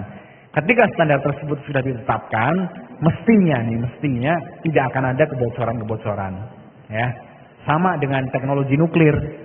Nuklir juga sama kan, ada protokol-protokol, ada standar-standar yang harus diikuti. Ketika itu diikuti, saya yakin 99,9% bahkan 100% itu tidak akan kejadian virus bocor kemana-mana gitu ya. Dalam menanggapi pandemik gitu ya, sepertinya semoga saja ya pandemi kemarin itu pandemik terakhir buat kita yang hidup di sini ya. Nggak akan ada lagi pandemik seperti itu, moga-moga gitu ya. Tapi kalau itu kejadian, ya saya pikir kita punya pengalaman gitu ya, bagaimana menghandle-nya. Menurut saya pada saat 2020 ketika kita pandemi, kita panik gitu ya, karena orang yang mengalami Spanish flu 1918 itu hilang semua kayaknya. Jadi bagaimana menghandle-nya itu kebingungan. Tapi sekarang mestinya kita udah punya dokumentasi yang sangat bagus bagaimana melakukan penanggulangan pandemi. Termasuk ada beberapa inisiatif di level nasional maupun global terkait dengan pandemic preparedness. Ya, CEPI partnernya kita itu menjadi salah satu motor utamanya. Nomor 5 terkait dengan tantangan leadership ya, banyak ya teman-teman. Kalau teman-teman itu mau sebenarnya ikutlah training leadership. Dulu saya pada saat saya di ITB, KM keluarga mahasiswa biasanya mengadakan training leadership gitu ya. Kemudian ada beberapa unit juga yang mengadakan training leadership, ya, bagaimana menghandle orang, bagaimana menghandle stres, bagaimana mendesain organisasi, itu ada ilmunya. Ya, pelajari itu aja, atau beberapa buku tertentu itu menurut saya sangat bagus ya sebagai bagian dari untuk kita mengasah leadership-nya kita. Kontroversi vaksin sama orientasi bisnis. Gini, Saya selalu ngomong ya berulang-ulang, perdebatan itu sesuatu yang menyehatkan dalam skala tertentu. Ya, kenapa saya suka dengan culture terbuka, komunikasi yang terbuka? Karena itu akan men-trigger kita berpikir lebih tajam lagi, lebih dalam lagi, atau bahkan kadang-kadang menjadi early warning-nya kita kalau kita itu ada yang salah. Atau kadang-kadang menjadi spion gitu ya kalau di mobil untuk mendeteksi blind spot-nya kita. Biasakan untuk berbeda pendapat ya. Biasakan untuk melakukan diskusi yang tajam gitu. Nggak apa-apa, karena itu akan men-trigger yang saya sebutkan tadi. Nah, termasuk kontroversi ya dengan berbagai jenisnya. Efek samping lah, halal versus non halal lah gitu ya. Banyak banget gitu ya. Dan itu saya sih senang dengan itu karena akan men-trigger kita untuk berpikir bagaimana kita mendesain vaksin yang lebih efektif, lebih efisien, halal, macam-macam. Ya, jadikan kritik, jadikan perbedaan, jadikan kontroversi itu sebagai tadi yang saya bilang, energi baru, api pembakar baru untuk kita lebih semangat mendefine produk yang tiap saat lebih bagus. Ya. Tapi memang ada beberapa orang, beberapa unit yang memang anti fact dari awal itu udah. Mereka ngomong ke kita, mereka mendengar omongan kita itu bukan untuk memahami, tapi memang untuk men-challenge, untuk menjawab pertanyaan. Ada orang-orang seperti itu, Mas. Ya. Pun nanti di organisasi ya, kalau kita melakukan transformasi organisasi, itu biasanya 5% itu motor transformasi. Ya. Mungkin di ITB juga mirip ya. 5% itu motor transformasi, yang mendrive transformasi, 5% aja udah cukup. 5% yang lain nih, itu yang menentang, mengerem itu. 90%-nya followers biasanya, gitu. Dia akan swing ke kanan atau ke kiri. Sama, kalau ngomong tentang vaksin, mungkin hanya 5% yang mendrive, yang menjadi motor vaksinasi di mana-mana gitu ya. Mempromosikan vaksin di mana-mana. Ada 5% yang anti fact, itu udah mau diapain juga dia tetap seperti itu. Biarin gitu ya. Nah, kita yang 90% ini jangan sampai ikut ke sana gitu. Karena dampaknya dangerous banget gitu kan. Nah, ini yang teman-teman harus pahami pun sama, nanti begitu masuk ke korporasi akan ada orang-orang seperti itu, Mas ya. Jadi biarin aja. Kami dari Bio Farma selalu mengedukasi, kami menampilkan data-data yang saintifik ya. Betapa vaksin itu sudah melewati uji macam-macam, standar, ribuan orang dites gitu ya, dan efektif, punya safety yang bagus gitu ya, dan punya efikasi yang bagus gitu ya. Termasuk kalau tadi ya, gini teman-teman, boleh nggak kita berbisnis dan untung, walaupun bidangnya healthcare? Wajib menurut saya. Karena dengan keuntungan tersebut kita melakukan investasi, kita melakukan R&D, kita melakukan pengembangan human capital. Ya, jadi buat saya yang di training menjadi di bisnis di Amerika, kalau kita berbisnis, mau bisnis apapun harus untung. Gitu ya. Memang ada titik-titik kewajaran tertentu, titik-titik etika tertentu.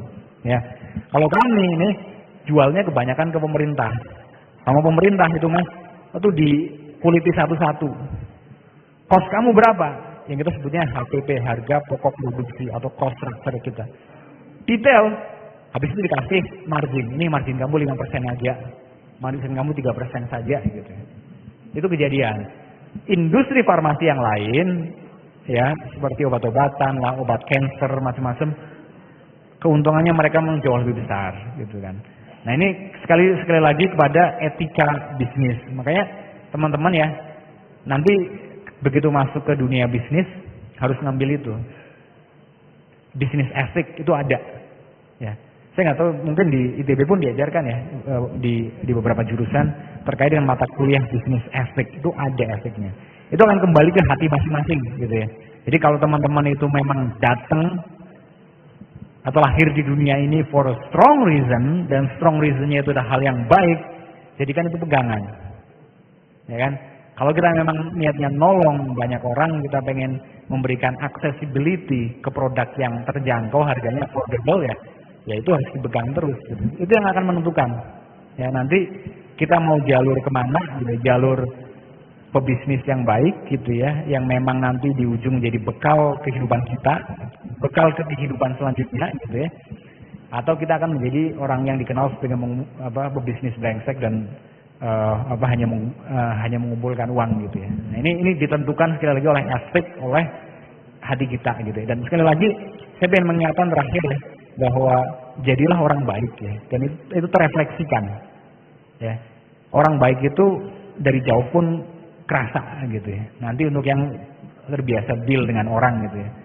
Dan at the end kita mau di dunia ini berapa lama? Ya kan? Mau menikmati segala uang yang kita kumpulkan mau berapa lama gitu. There is end gitu kan. Ada end-nya, ada akhirnya, dan kita pengen semua yang di sini itu pada saat kita di titik tersebut kita bangga dan kita bilang bahwa we did it what we have to do very well gitu ya. Itu aja ya sebagai penutup. Wassalamualaikum warahmatullahi wabarakatuh. Baik, kita berikan aplaus sekali lagi. Sekali lagi terima kasih Pak Ayub atas kuliahnya pagi ini, pencerahannya banyak sekali. Mudah-mudahan bisa dibawa pesan-pesan baiknya oleh teman-teman dan diimplementasikan ya oleh teman-teman mahasiswa. Sekali lagi jangan ragu untuk approach segala problem dengan marwah multidisiplin tadi ya. Terima kasih banyak teman-teman sudah bergabung. Mohon maaf apabila selama memandu acara ada kesalahan, dan sampai jumpa di studium general berikutnya. Saya kembalikan ke MC. Silakan. Kepada Bapak Soleh Ayubi PhD, kami mohon untuk tetap di tempat. Selanjutnya, Wakil Rektor Bidang Komunikasi, Kemitraan, Kealumnian dan Administrasi ITB akan memberikan piagam penghargaan kepada Bapak Soleh Ayubi PhD. Kepada Dr. Andrianto Rikri Kusmara, kami silakan.